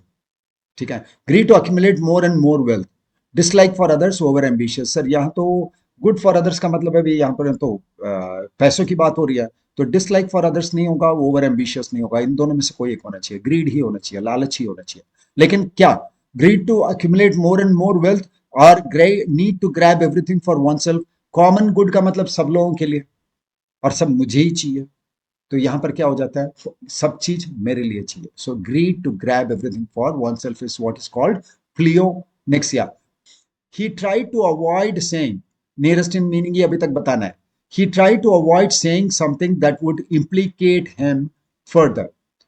हाँ, ये उसने कोशिश किया कि भाई और कुछ ना कह दूं कि जिससे कि मैं ज्यादा गहराई में फंस जाऊं, उलझ जाऊं। तो इम्प्लीकेट का मतलब क्या आ रहा है? उलझना। तो और पास पॉजिटिव सेंस है नहीं, तो रिवॉर्ड नहीं हो सकता, एनकरेज नहीं हो सकता, इंक्रिमिनेट या इंसाइट होना चाहिए। ठीक है, तो इसमें से अगर मान लो दोनों वर्ड नहीं आता है तो गेस करना चाहिए, करना तो चाहिए, क्योंकि 50-50% हो गया तो इन दोनों में से, और दोनों नेगेटिव वर्ड्स हैं, कोई एक को भी लिख सकते हो। ठीक है, लेकिन फंसा दे तो और जरा सा दिमाग लगा लेते हैं जो उसको और भी गहराई में फंसा दे, तो sir incriminate seems to be a better word. Absolutely. Incriminate का मतलब दोषित, दोषी ठहरा देना, अक्यूज करना। इंसाइट का मतलब है प्रोवोक करना या भड़काना, प्रोवोक करना या भड़काना। 65th में आते हैं द स्टैट्यूटरी, अभी भी हमारा नियरेस्ट इन मीनिंग ही है, मतलब सिनोनिम ही लिखना है। The statutory corporate tax which forms the major income of the government has not change this year. Statutory corporate tax which forms the major income of the government, तो government का tax है वो, तो statutory का meaning क्या होना चाहिए sir? Government का है तो लॉफुल होना चाहिए, ठीक है, तो क्या होना चाहिए? लीगल, बस easy है। The statutory corporate tax which forms the major income of the government has not changed this year. Okay, government से पकड़ा कि भाई गवर्नमेंट टैक्स लगा रही है तो लीगल टैक्स ही होगा, statutory legal. 66, he has been part of all dissident activities. अब इसमें सिर्फ वर्ड को देख के लग रहा है कि नेगेटिव है, डिस, हाँ, और अन और ए वगैरह लिख देने पर सेंटेंस में एक नॉट का सेंस आता है ना? तो डिस से तो सर नेगेटिव सेंस आ रहा है, और अभी भी नियरेस्ट इन मीनिंग ही बताना है, तो नेगेटिव वर्ड्स देख लेते हैं। सपोर्टिव नहीं होगा, लीगल नहीं होगा, तो क्या हो सकता है? रेबेलियस या कन्फॉर्मिस्ट। ठीक है, कन्फॉर्मिस्ट का मीनिंग क्या होता है बताना? कन्फॉर्मिस्ट पॉजिटिव वर्ड है ऐसे, कन्फॉर्मिस्ट का मतलब हर चीज से मान कर चल रहा है, तो ये भी नहीं होगा, तो क्या होना चाहिए? रेबेलियस, यही सही आंसर है। सिर्फ पॉजिटिव नेगेटिव वर्ड जानते हुए भी हम वर्ड्स के साथ काम कर सकते हैं, और वो कैबलरी भी अगर आपने बढ़ा लिया तो डबल बेनिफिट, ठीक है, डबल, आपके पास डबल जैकपॉट है। 67 देखना, advocacy is one major component of any new program. Advocate का मतलब क्या है? एडवोकेट क्या करता है? आपके बदले में जाकर के वो कोर्ट में लड़ता है, तो advocacy is an abstract noun. क्या होना चाहिए? आपके सपोर्ट में बोलना, तो प्रमोशन, प्रमोशन। क्रिटिक करना, किसी की आलोचना करना, क्रिटिक करना, ठीक है। ट्राई द नेक्स्ट, और क्रिटिक्यू मत पढ़ देना, ये क्रिटिक पढ़ते हैं इसको, क्यू यू ई को क्रिटिक पढ़ते हैं। 68, people avoided him for his high mindedness. Nearest meaning क्या होगा? हाई माइंडेडनेस का मतलब है हमेशा स्ट्रॉन्ग प्रिंसिपल्स रखना, ऊंचे प्रिंसिपल्स रखना, बहुत ही प्रिंसिपल्ड आदमी होना, तो उसको अवॉइड करते थे कि भाई ये तो हमेशा जहां जाओ तो भाई सिद्धांत ही बात करेगा, तो स्ट्रॉन्ग प्रिंसिपल्स वाले को हम लोग बोलते हैं हाई माइंडेडनेस वाला बंदा। हाई हैंडेडनेस एक होता है जो हर किसी को दबा के रखने वाली टेंडेंसी होती है, हाई हैंडेडनेस। विम्स का मतलब है अपनी मर्जी का करना। 69, there is a tendency to treat social changes as mere development in terms of accumulation of wealth. There is a tendency to treat social changes as a mere development in terms of accumulation of wealth. Tendency का मतलब होता है झुकाव। Sir idea झुकाव नहीं है, thinking झुकाव नहीं है, पोजिशन नहीं है, तो pre disposition, pre disposition, proclivity, tendency, सबका मतलब होता है किसी चीज की ओर झुकाव होना। 70th लास्ट synonym वाला question, during the ancient period poets were patronised through various institutions. कई सारी संस्थाओं, वो संस्थाएं क्या करती थी? पोएट्स को अपने संरक्षण में रखती थी। पैटर्नाइज्ड का मतलब है संरक्षण में रखना, तो क्या होना चाहिए? पॉजिटिव वर्ड है, सपोर्टेड, ठीक है, रिस्पेक्टेड नहीं है, और ये दो तो नेगेटिव वर्ड है। रिस्पेक्टेड या सपोर्टेड में से कुछ होना चाहिए था, supported is the meaning for patronised. Okay, अब हमें बताना है कि नेगेटिव, यहां जो हाईलाइटेड वर्ड है उसका एंटोनिम बताना है, ऑपोजिट मीनिंग बताना है। The archaic thinking leads to unfounded beliefs. जिस विश्वास में कोई ठोस आधार ही नहीं है, तो कैसा बिलीफ होगा? पुराने जमाने का होगा। तो आर्केक का मतलब होता है पुराना, तो ऑपोजिट क्या हो जाना चाहिए? मॉडर्न। ओके, और बाकी तीनों तो मीनिंग है। 72nd, police had to resort to tear gas to diffuse tension among the crowd. Again opposite बताना है, टीयर गैस डालकर डिफ्यूज करना चाहता है, उसको तितर बितर करना चाहता है, तो अक्यूमुलेट होना चाहिए, तो क्या होना चाहिए? सर स्कैटर मीनिंग है, डिस्पर्स मीनिंग है, ट्रू मीनिंग है, तो ऑपोजिट क्या हो जाएगा? कॉन्सेंट्रेट करना, एक साथ जोड़ना। 73rd देखो, unrest in some pockets made city dwellers confine themselves to home. Confine themselves to home, ये कुछ जगहों पे जो उथल पुथल हो रही थी, जहां पर मैं जो कुछ हंगामा हो रहा था, इसीलिए लोग अपने घर पे ही रहने लगे, ये लिखा है ना, ठीक है। सिटी ड्वेलर, सिटी में रहने वाले, तो नेगेटिव वर्ड है, पॉजिटिव चाहिए, तो पॉजिटिव। टर्ब्यूलेंस नेगेटिव वर्ड है, अनीस नेगेटिव वर्ड है, एप्रिहेंशन नेगेटिव वर्ड है, तो ऑपोजिट क्या होगा? काम। एप्रिहेंशन का मतलब है फियर। अब इस क्वेश्चन को देखो, 74, peace and tranquillity are instruments which would boost the development of society. Opposite लिखना है, peace and tranquillity are instruments which would boost the development of society. Again tranquillity का मीनिंग ही होता है पीस, कामनेस, हर जगह शांति हो तो उसको बोलते हैं ट्रैंक्विलिटी। ठीक है, शांति को ऑपोजिट क्या होना चाहिए, नेगेटिव वर्ड चाहिए। अप्रोर, काम, सेरेनिटी, साउंड। सर ये तीन, ये दोनों तो एक जैसे मीनिंग है, काम एंड सेरेनिटी, तो ऑपोजिट चाहिए तो वो तो नहीं होगा। और साउंड या अप्रोर, साउंड तो कोई भी साउंड हो जाता है, अप्रोर क्या है, हंगामा, तो ट्रैंक्विलिटी शांति, ये हंगामा, तो अप्रोर लिखना पड़ेगा। Very good, let's come to the 75th question. अब इसमें देखो, इसमें भी ऑपोजिट ही बताना है। बारिंग ए डिसीजन, बार का मतलब क्या है, रोकना है ना, तो नेगेटिव वर्ड ऐसे ही हो गया, पढ़ने की जरूरत भी नहीं है।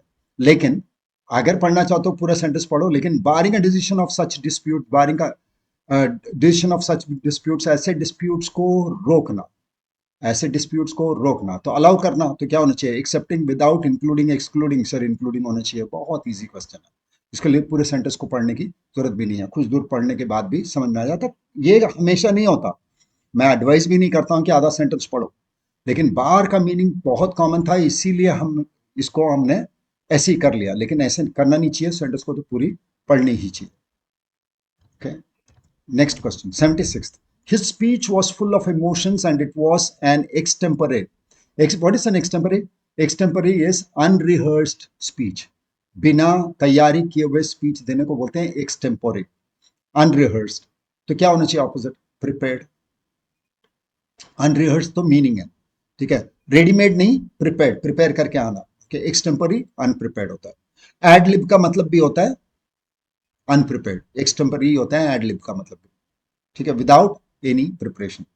नाउ 77th बताना। The teacher asked her students to understand the ensuing problems and address them suitably. Understand the ensuing problems। अब एक काम करते हैं, सर क्लियर तो नहीं हो रहा है तो पूरे सेंटेंस को देख लो, मुझे मीनिंग मालूम है, ठीक है, मैं बता रहा हूँ तुमको। सर इसमें क्या करेंगे, सब एक ऑड मैन आउट कर दो, ऑड वन आउट कर दो अगर हो सकता है तो, ठीक है, देखना। सब्सिक्वेंट, कॉन्सिक्वेंट तो एक जैसे वर्ड्स हैं। एन स्वीट का मतलब क्या है, एन स्वीट का मतलब क्या होता है, अगर नहीं पता है तो ये दो वर्ड ही रह गया था, देखना याद रखना कि ये सब्सिक्वेंट कॉन्सिक्वेंट तो हो नहीं सकता, ऑपोजिट चाहिए, और ये दोनों एक जैसे वर्ड लग रहा है सर, तो ये दो तो आंसर नहीं, दो आंसर तो एक क्वेश्चन के लिए नहीं हो सकता, तो इसलिए दो तो आउट हो गया, ठीक है, अब दो रह गया, रिट्रोस्पेक्टिव और एनसूड। सर रिट्रो में, रिट्रो पीछे की बात कर रहा हूँ, एनसुइंग का मतलब आगे आने वाला, फॉलोइंग, एनसुइंग माने फॉलोइंग, एनसुइट का मतलब कभी होता है फॉलोइंग, तो ऑपोजिट क्या है, रिट्रोस्पेक्टिव, पीछे की ओर देखता हुआ। 78. All the allegations against the actor were expunged by the committee of inquiry. Expunged का मतलब होता है डिलीट करना, हटा देना। ऑपोजिट क्या होना चाहिए, ऑपोजिट क्या होना चाहिए, एक्सेप्ट।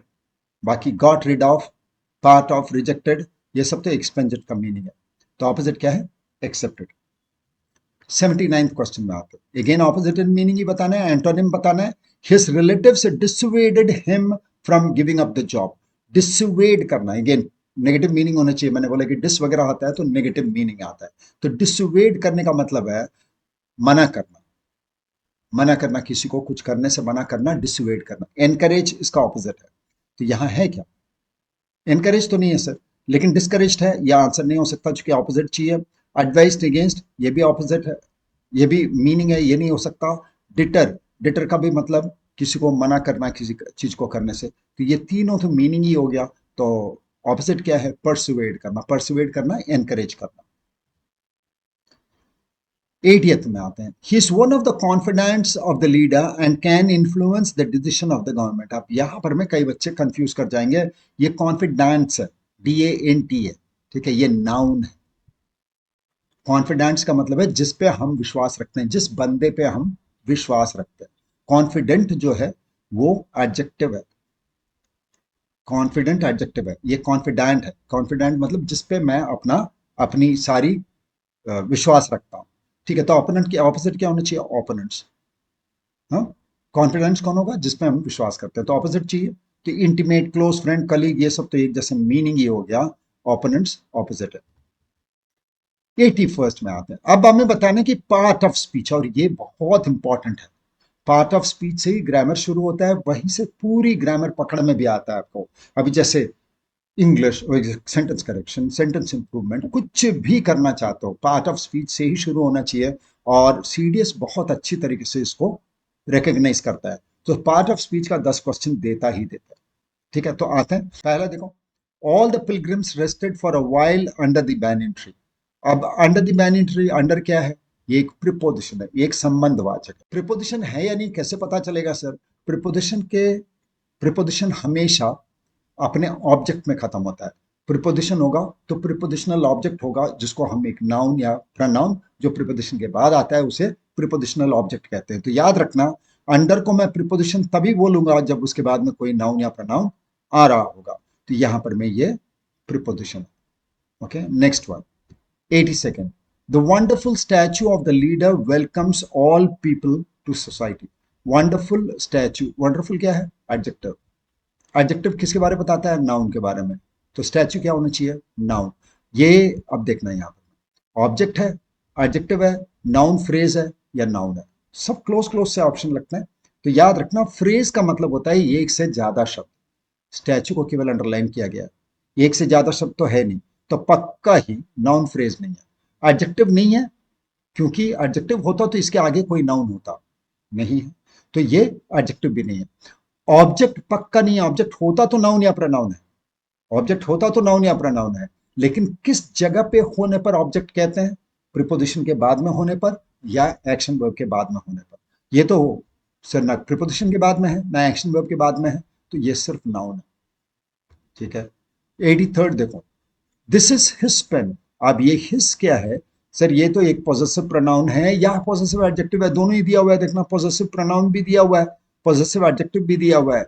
याद रखना, अगर हिस के बाद कोई, हिस, माई वगैरह के बाद कोई नाउन आया हो, वो पॉजेसिव एडजेक्टिव है। इसके आगे अगर कुछ ना हो तो पॉजेसिव प्रोनाउन है। जैसे दिस पेन इज हिस, यहां पर मैं ये पॉजेसिव प्रोनाउन है, लेकिन अगर ऐसे लिख दूं, दिस इज हिस पेन, यहां पर मैं ये पॉजेसिव एडजेक्टिव है। ठीक है, इसको याद रखना। 84th question, when people found that the jewel was in records of Rahim, they gave it to him। when people found that the jewel was in the records of Rahim, रहीम के records में वो jewel था, तो they gave it to him। तो it क्या है? किसको point कर रहा है? ज्वेल को पॉइंट कर रहा है, तो ये प्रोनाउन है। ओके, नाउ एक प्रॉब्लम देखो, नॉमिनेटिव ये भी प्रोनाउन ही होता है, लेकिन ये जगह के अनुसार बताते हैं। प्रोनाउन जब सब्जेक्ट के जगह बैठा होता है तो नॉमिनेटिव कहते हैं, और प्रीपोजिशन या वर्ब के बाद बैठा होता है तो हम कहते हैं ऑब्जेक्टिव। ओके, तो ये नॉमिनेटिव, तो नॉमिनेटिव नहीं है, क्योंकि ये गेव इट टू हिम, ये ऑब्जेक्टिव है, इसलिए नॉमिनेटिव नहीं है। ठीक है, और नाउन एडवर्ब तो है नहीं, प्रोनाउन है लेकिन नॉमिनेटिव नहीं है। 85 देखना, it is 11 o'clock and all of us should retire to bed. Well, यहां पर मैं इट जो लिखा है किसी चीज को पॉइंट कर रहा है क्या? नहीं, वह 11 बज चुके हैं ऐसे लिखा है नहीं, हिंदी में तो अगर सुनेंगे तो इट इज 11 o'clock, वह 11 बज चुके हैं, क्या 11 बज चुके हैं? तो ये तो किसी नाउन को पॉइंट नहीं कर रहा है सर। जब इट किसी नाउन को पॉइंट नहीं करता तो उसे हम कहते हैं इम्पर्सनल प्रोनाउन, किसी पर्सन को पॉइंट नहीं कर रहा होता है, इसलिए इम्पर्सनल प्रोनाउन कह रहे होते हैं। ठीक है, जैसे मैंने बुक लिखा, उसके बाद अगर इट लिखा तो ये पर्सनल प्रोनाउन। ठीक है, लेकिन अगर इट से ही सेंटेंस को शुरू कर रहा हूं, ये किसी को पॉइंट ही नहीं कर रहा, तो ये हमारा इम्पर्सनल प्रोनाउन।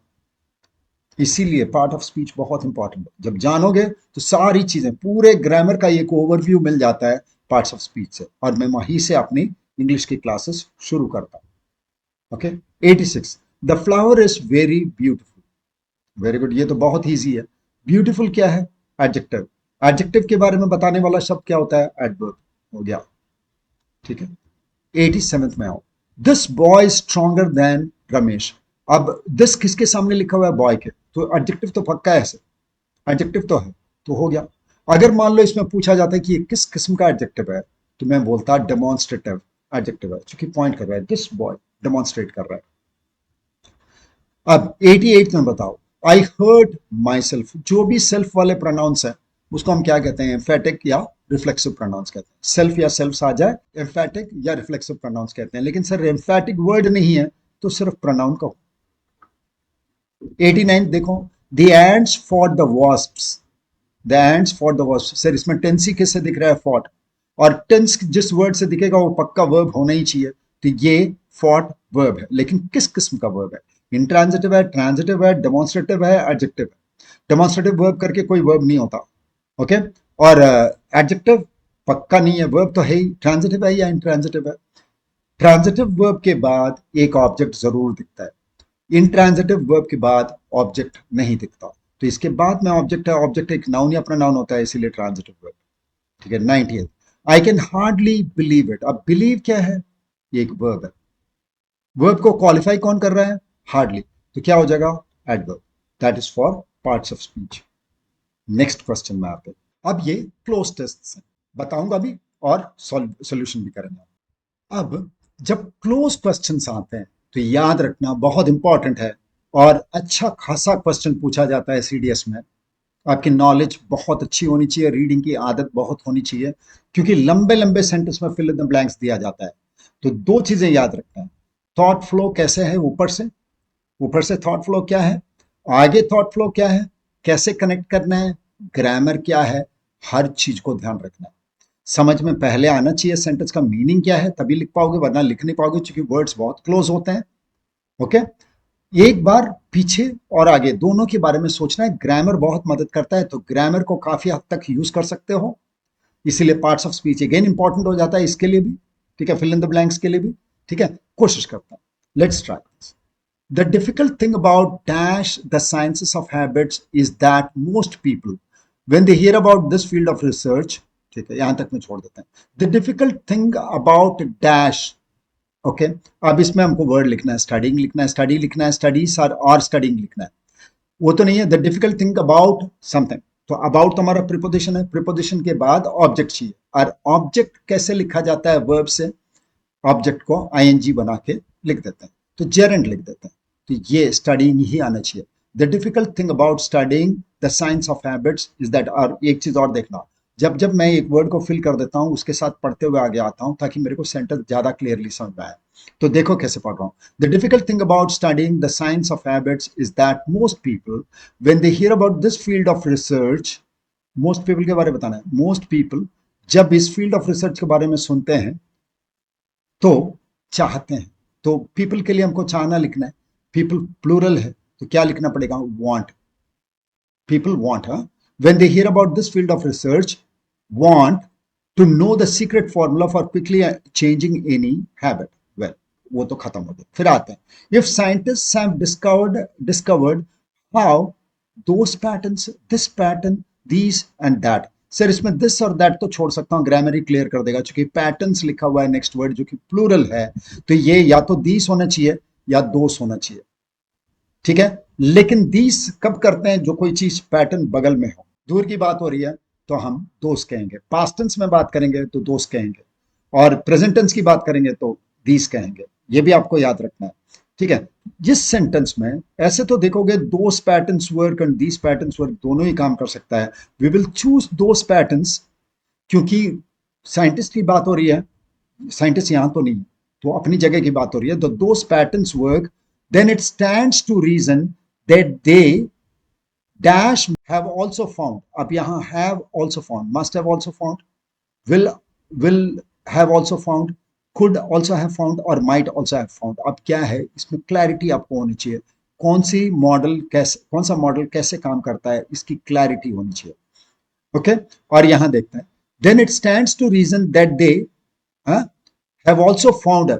फिर तो ये भी बनता है कि वो पता कर लिए होंगे, तो मेरे को स्ट्रॉन्गर एक मॉडल चाहिए, स्ट्रॉन्गर मॉडल चाहिए। ठीक है, हाँ, अगर अगर उन्होंने डिस्कवर कर लिया कि ये पैटर्न्स कैसे काम करते हैं, तो ये भी कर लिया होगा उन्होंने कि कैसे ये रैपिड चेंज को ला सकता है। Then they must have also found a rap, हाँ, ये भी पा ही लिया होगा उन्होंने। तो must is the word which works the best, क्योंकि वो उस स्ट्रेंथ को दिखाता है। Must have also found a recipe for rapid change, right. If only, sir ये कंडीशनल सेंटेंस हो रहा है, if only it dash that easy. If only it लिखे हो तो are it are easy, it were easy, it was easy, it will be easy. If लिखा हुआ है, कंडीशनल सेंटेंस आ रहा है सर, वर लिखना पड़ेगा। If only it were that easy, imaginary condition, काश ये उतना आसान होता है। तो इमेजिनरी कंडीशन इफ के साथ वर।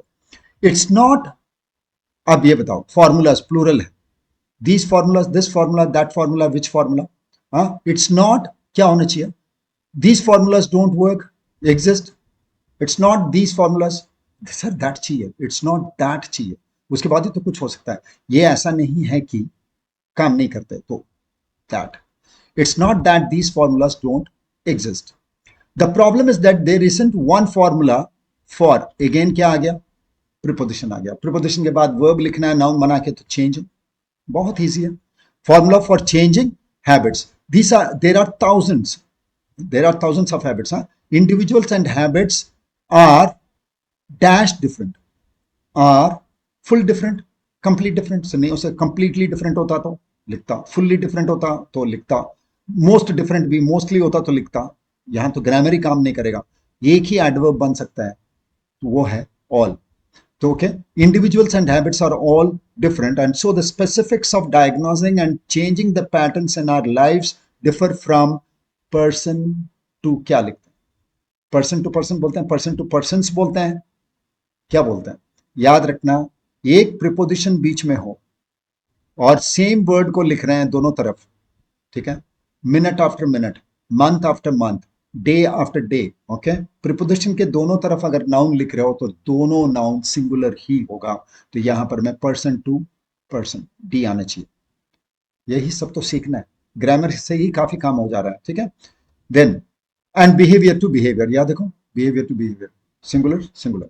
Giving up cigarettes is different, different के साथ कौन सा प्रीपोजिशन लिखते हैं, from, is different from curbing overeating, which is different from changing how you communicate with your spouse, which ही काम करेगा, क्योंकि जो कि different है, जो कि different है with your spouse, जो कि different है how you prioritize tasks at work, आप कैसे काम को prioritize करते हो, वो different होता है। What's more, each person's habits are, बताना क्या लिखेंगे, each person's habits are driven लिखो, broken लिखो, गिवन लिखूं या प्रिस्क्राइब लिखूं, सर ये तो बहुत easy, is driven by, each person's habits are driven by different cravings, as a result the book does not, does लिख दिया, डज मॉडल है, मॉडल के बाद क्या आता है, V1 आता है, तो कौन सा लिखना पड़ेगा, डज नॉट कंटेन, ये ही लिखना पड़ेगा।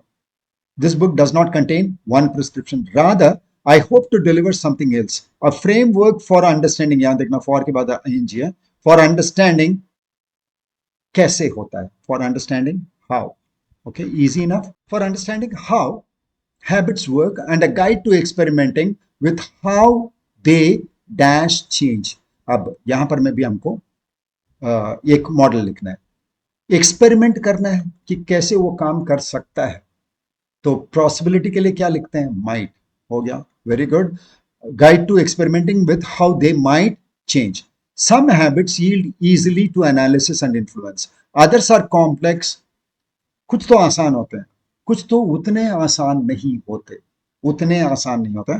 Others are complex and क्या लिखना पड़ेगा, quite obstinate, most obstinate, better obstinate, more obstinate, sir better ये तो नहीं होगा, ठीक है, most हो सकता है, क्वाइट ये तो शांति का हो गया, ये क्वाइट ऑब्स्टिनेट लिखना चाहिए, वेरी ऑब्स्टिनेट लिखना चाहते हो तो वो स्पेलिंग है क्वाइट, ये होना चाहिए था, ये वेरी हो जाता है, ये तो शांत तो नहीं होगा, ठीक है। तो ये तीन तो चला गया, मोस्ट लिखेंगे या मोर लिखेंगे, ठीक है, क्योंकि अभी कंपेयर, बाकी सारे उतने, तो कंपेयर कर रहा हूं तो मोस्ट नहीं होगा, तो क्या लिखना पड़ेगा, मोर ऑब्स्टिनेट, ऑब्स्टिनेट का मतलब है stubborn, and require prolonged study, and for others change is a, क्या है, नाउन लिखना है, सिंगुलर लिखना है, process, very easy, okay, and for others change is a process that never fully concludes, but that does not, again modal आ गया, does आ गया, तो डज के बाद क्या लिखना है, V1, that does not mean it can't occur. Each chapter in this book explains a different aspect of why habits exist and how they function. The framework dash in this section, इस section में जो describe किया हुआ है तो क्या बोलते हैं, described, very good. The framework described in this section is an attempt to distil in dash, in a dash very basic way, in a very basic way, in any very basic way, in the very basic way, या in rather? Sir इन अ ही लिख पाओगे, क्योंकि very basic वे तो एक noun phrase है, तो उसके साथ में ये ही लिख पाऊंगा तभी काम बनेगा। रादर वेरी बेसिक वे नहीं सर, रादर ए लिखते तो सही हो जाता, रादर ए, लेकिन रादर ये नहीं है, ए एनी द या रादर ही लिखना है। तो सो in a very basic way, the tactics that researchers have found for diagnosing and shaping habits within our lives. देख रहे हो कैसे करना है, ऐसे कॉन्सेप्ट्स को पकड़ो, प्रैक्टिस करते समय यूज करो। जैसे छोटी छोटी बातें बताई मैंने बोला प्रीपोजिशन के बाद जेरेंड लिखना है, ये सब चीजों पे ध्यान देना। ठीक है, अब आता है इन this section of word spelled in 4 different ways, कौन सा वर्ड सही स्पेलिंग लिखा हुआ है? 111 विच one of the following alternatives has the correct spelling? Mountainous बोलने पर ही क्लियर हो जाता है, माउंटेनस, माउंटेनियस नहीं होता है। ठीक है, पहले पहले अगर आपने प्रोनाउंसिएशन सही कर लिया तो सारा चीज क्लियर हो जाता है। माउंटेनस बोलते हैं, माउंटेनियस नहीं बोलते हैं। तो माउंटेनस पे तो यही है sir, mountainous, mountainous. Okay, next one 112 again सही सही बोलना सीखो, एटिकेट, एटिकेट। ओके, अब ETIQUE एटिकेट का मतलब है मैनर्स, ठीक है, तौर तरीके। ठीक है, तो और केट याद रखना, ETTE एक सफिक्स है जिसका मतलब है बहुत छोटा। ठीक है, जब भी ये ETTE सफिक्स के रूप में लिखना है, प्रत्यय के रूप में लिखना है, तो ETT ही लिखना है। ठीक है, तब तो इजी हो जाता है, etiquette. Now which one of the following alternatives has the correct spelling? Curriculum में करिक्यूलैम नहीं बोलते, करिकुलम बोलते हैं, लम। हाँ, तो curriculum is D. Okay, CURRICULUM। Magnificent, magnificent नहीं बोलते हैं, हाँ, मैग्निफिशेंट भी नहीं बोलते हैं, मैग्निफिसेंट। तो मैग्नी, MAGNI, मैग्नी, एंड फिसेंट, सारे स्पेलिंग गलत हैं, इसको सही कर लेते हैं हम लोग। मैग्निफिसेंट, मैग्निफिसेंट, FICENT है, MAGNIFICENT, magnificent. Next one felicitation. Felicitation का मतलब है किसी की आदर करना, क्योंकि उन्होंने बहुत बड़ा काम किया, अचीवमेंट में उनके हम आदर करते हैं। तो felicitation is correct spelling is ये फैसिलिटी की बात नहीं है, फेलिसिटेशन की, FELICITAT, फेलिसिटेशन। 116 तो देखो 12th, इसमें कई बच्चे फंसते हैं, 12th में F होता है, 12th में F होता है, तो कौन सा स्पेलिंग सही है? 12th। Next one which one of the following alternatives has the correct spelling? English का प्रॉब्लम ही वही है, बोलते कुछ है और स्पेलिंग कुछ और लिख जाता है। स्नॉबरी, स्नॉबरी का मतलब है घमंड दिखाना। ओके, तो पहला स्पेलिंग ही सही है, स्नॉबरी, SNOBBERY, स्नॉबरी। 118 है न्यूरोसिस, न्यूरोसिस, SIS होना चाहिए, न्यूरो, तो कौन सा सही है? न्यूरोसिस। प्रोनाउंसिएशन से कई सारे शब्द सही हो जाते हैं।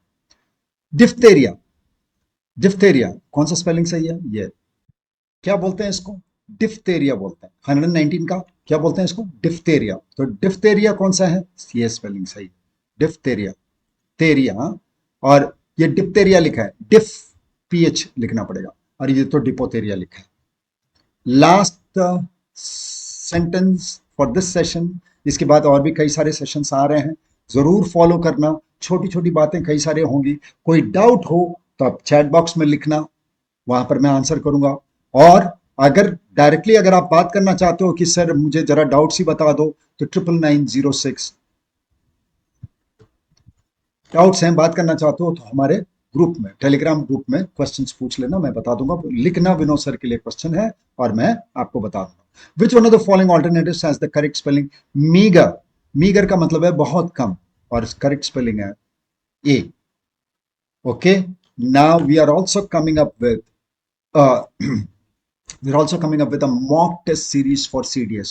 5 मॉक टेस्ट मिलेंगे, इनको कर लिया आपने, आप एकदम रेडी, इसमें अच्छे नंबर ले आए तो आप एकदम रेडी हो, चूंकि वो इस समय जो क्वेश्चंस आते हैं उसके अनुसार बनाए हुए 5 मॉक टेस्ट हैं। ठीक है, जरूर अटेम्प्ट करना, बहुत कम दाम में आपको हम दे रहे हैं ताकि आप जब एग्जाम में जाओ तो अच्छा करके आओ। Okay, so please take those 5 mock test and do well in the examination. इसके नेक्स्ट वाले सेशन भी देखना जिसमें PYSP 2021 करेंगे, उसमें भी कुछ कॉन्सेप्ट्स। अब हम रीडिंग कॉम्प्रिहेंशन के क्वेश्चंस भी कर लेते हैं। मैंने 11 नंबर क्वेश्चन से शुरू किया था और 1 to 10 दो पैसेजेस थे जिसको कि मैं लास्ट में डिस्कस कर रहा हूं। क्योंकि इसके लिए आपको टाइम लगेगा, आप आराम से वीडियो रोक करके इसको पढ़ के उसके बाद जवाब देना। जवाब मैं दूंगा तो कुछ कुछ समय के बाद दूंगा, आप इसको पढ़ लो, कुछ बातें सुन लो कैसे रीडिंग कॉम्प्रिहेंशन करनी चाहिए। पहले पहले तो ये याद रखना, हर पैसेज में ऑथर का एक मैसेज होता है, ऑथर की अपना एक कथन होता है। वो चाहे शुरुआत में लिखा हो 1 या 2 सेंटेंस में, या बीच में लिखा हो, या लास्ट में लिखा हो, और बाकी सारे सेंटेंसेस उसके सपोर्ट में होते हैं। 1 या 2 सेंटेंस वो होगा जो ऑथर का मैसेज होगा, बाकी सारे सेंटेंसेस उसको मदद करेंगे, उसको होल्ड करेंगे। ठीक है, इस चीज को आपको ध्यान रखना है। तो हमेशा जब पैसेज का आइडिया आपको पूछा जाता है, what is the main idea, या टाइटल वगैरह पूछा जाता है, तो आपको पैसेज का वो मेन सेंटेंस जिसके लिए ऑथर बैठकर लिखना शुरू किया, उस सेंटेंस को पहचानना है। तो इसमें ये चीज पहचानना है पहले। और उसके बाद एक और क्वेश्चन हमसे बच्चे पूछते हैं कि सर पैसेज को क्या क्वेश्चन पढ़ करके पैसेज पढ़ना चाहिए, पैसेज पढ़ के क्वेश्चन पढ़ना चाहिए? मैं कहता हूं पैसेज और क्वेश्चंस को एक साथ पढ़ो। मतलब 2 4 सेंटेंस आपने पढ़ा, 1 2 क्वेश्चन देखा, अगर आंसर हो गया तो ठीक है, वरना फिर आगे पढ़ा, 1 2 सेंटेंस पढ़ा, फिर 1 2 क्वेश्चन देख लिया। इस तरीके से क्या होता है, आपने जो पैसेज में पढ़ा है वो आपके माइंड में फ्रेश होता है और क्वेश्चन से रिलेट कर पाते हो और लिख पाते हो। इसको ट्राई करना, अगर आप आज तक ट्राई नहीं किया है और आप फंसते हो रीडिंग कॉम्प्रिहेंशन में, तो याद करना, पढ़ते पढ़ते क्वेश्चन को आंसर करोगे तो ज्यादा आसान होगा, ना कि क्वेश्चन पढ़ करके पैसेज पढ़ना, ना पैसेज पढ़ के क्वेश्चन पढ़ना। कर लो और इसके आंसर्स मैं बताता हूँ एक एक करके। ठीक है, रोक लो वीडियो को और पढ़ लो इसको, रोक लेना, पढ़ लेना उसको। पैसेज में क्या कहा जा रहा है कि post colonial cultural analysis has been concerned with the elaboration of theoretical structures that contest the previous dominant western ways of seeing things। यही मेन आइडिया है, याद रखना। ऑथर का मेन आइडिया पहला ही सेंटेंस है, लेकिन ये सेंटेंस समझ में आनी चाहिए, तो रीडिंग की आदत होनी चाहिए। Post colonial cultural analysis has been concerned with the elaboration of theoretical structures that contest the previous dominant Western ways of seeing things। पहले के कॉलोनियलिज्म के तरफ में क्या होता था, western ways of looking at things होता था, और अभी क्या हो गया, उसको चैलेंज किया जा रहा है, कंटेस्ट किया जा रहा है। Okay, a simple analogy would be with feminism, which has involved comparable kind of project। Okay, अब इसमें इसमें सिंपल एनालॉजी मतलब फिर उसका एक एग्जाम्पल दे रहा है और उसमें पूरी फेमिनिज्म की बात कर रहा है कि औरतों को कैसे वेस्टर्न कल्चर में कैसे देखा जाता था और आज के दिन में वो कैसे बदल गया। मेन आइडिया का सेंटेंस तो पहला ही सेंटेंस है। ठीक है, तो आ जाते हैं। पोस्ट कॉलोनियलिज्म इज, कॉलोनियलिज्म के बाद वाला समय क्या किया गया बताना। A contestation of the then existing dominant western practices, एकदम सही आंसर है, उसी को चैलेंज किया जा रहा है। A contestation of western practices in colonial states, colonial states में नहीं, बाद में। पोस्ट कॉलोनियलिज्म बोल रहे हो, कॉलोनियलिज्म के बाद में क्या हुआ है कि हम उस कॉन्सेप्ट को चैलेंज करते हैं। सेकेंड वाला बताना, what does she was always an object never a subject. देखना, she was always an object never a subject मतलब क्या है, वो खुद से कुछ बोल सकते हैं, ऐसे हम लोग कभी नहीं देखते थे उसको, एक चीज की तरह देखते थे। हाँ, औरतों को एक चीज की तरह देखते थे, ना कि ऐसे एक जीवित चीज की तरह जो कि खुद सोच सकता है और कुछ कर सकता है। तो विमेन क्या होना चाहिए, तो नेगेटिव मीनिंग है women were not given any right equal to men. Okay, so B is the correct answer. ना थर्ड वाला देखना, why was she never the observing eye, she was never the observing eye, और उसके पीछे पढ़ना तो समझ में आएगा कि उसे कभी इंटेलिजेंट नहीं सोचा जाता था, औरतों को कभी इंटेलिजेंट नहीं सोचा जाता। तो women were assumed to be less intelligent than man. She had never the observing eye मतलब देखने वाली आंखें नहीं थी, मतलब देखने वाली आंखें मतलब गौर से समझने वाले आंखें नहीं थी, ये लिख रहा है। Okay, last is the fourth question is the contestation to dominance of the male resulted in, last last में क्या लिखा है कि भाई चैलेंज होने लगा, कैसे एक इस तरीके का वेस्टर्न फिलॉसफी कैसे चल सकता है। तो औरतों ने अपने हक के लिए लड़ा, तो उसके चलते क्या हुआ, the contestation to dominance of the male resulted in A. Participation of women in politics, law, medicine, the arts, popular and academic knowledge. Men तो नहीं, women की बात हो रही. Last question बताना. Which word in the passage is opposite of contrast? Contrast का opposite क्या होगा? Similarity. तो contestation नहीं हो सकता, trivial नहीं हो सकता, discredited नहीं हो सकता. क्या है? Analogy. Analogy का मतलब है similarities. Let's try the next question. मैंने अपना पिक्चर हटा दिया है ताकि आप रीड कर पाओ. अगेन पैसेज नंबर 2 को भी पढ़ लो रोक करके, फिर क्वेश्चंस का आंसर मैं देता हूं. Okay. Why are the living types amazing? Living types amazing क्यों है? क्योंकि वो अलग अलग किस्म के हैबिटाट में रहते हैं. देखो, the wide range of living types is amazing क्योंकि the extraordinary habitats in which we find living organisms. कैसे कैसे जगहों में पाते हैं. तो क्या है? The extraordinary diversity of habitats makes it amazing. तो दो सेंटेंस, और वही मेन आइडिया भी है. मेन आइडिया पैसेज का भी वही है. फर्स्ट सेंटेंस ही है. Now next one. Why does the author say ecological conflict and cooperation? याद देखना, the ecological conflict and cooperation among members of a population and among populations of a community or even molecular traffic inside the cell make us deeply reflect on what indeed is life. तो क्या mean करना चाहता है? हाँ, ecological conflict and cooperation का मतलब क्या है? एक ही जगह पे दोनों चीजें एक साथ एग्जिस्ट करती हैं, ऑपोजिशन भी और कोऑपरेशन भी. तो क्या होना चाहिए? because ecological mechanism works with conflict and cooperation. Eighth question. Which of the following statements is true according to the passage? Okay.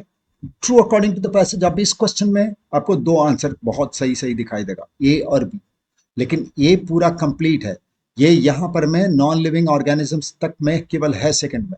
ये भी सेकंड वाला पार्ट भी इंपॉर्टेंट है. तो first is the correct answer. Ninth question में आना. Distinctive characteristics exhibited by organisms indicate. याद देखना, इसमें देखना. Distinctive characteristics exhibited by living organisms क्या करते हैं, क्या क्या करते हैं, किससे पता चलता है? ये किसके लिए लिखा है? लिविंग ऑर्गेनिजम्स के लिए, नॉन लिविंग ऑर्गेनिजम्स के लिए. ये लिविंग ऑर्गेनिजम्स के लिए लिखा हुआ. ठीक है. Last question. Which word in the passage means unique? Unique का तो मीनिंग जानते हो. यूनिक का मतलब कॉमन नहीं होता, कैरेक्टरिस्टिक्स नहीं होता, जनरल नहीं होता है. Distinctive is the correct answer. Okay, so that brings us to the end of the first session of PYSP. Learn the tricks. इसमें से छोटी छोटी ट्रिक्स जो बताया उसको लर्न करो. डाउट्स हो तो डिस्क्रिप्शन बॉक्स में पूछो, मैं उसको आंसर करता हूँ.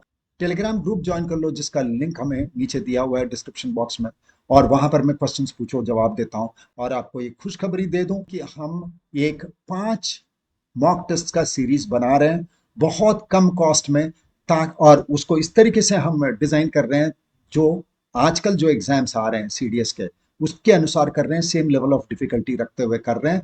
तो उसको ज्वाइन करो और 5 टेस्ट दो, गारंटी, सक्सेस की गारंटी आपकी है. इसमें अच्छा अगर स्कोर कर लेते हो तो पक्का सक्सेस की गारंटी है. लेकिन ऑल्सो वॉच दीज सेशंस. ये सेशंस उतने ही इंपॉर्टेंट है क्योंकि इससे रिविजन भी हो जाता है और कुछ नए कॉन्सेप्ट भी आपको मिल जाते हैं. See you all in the next class. Bye bye.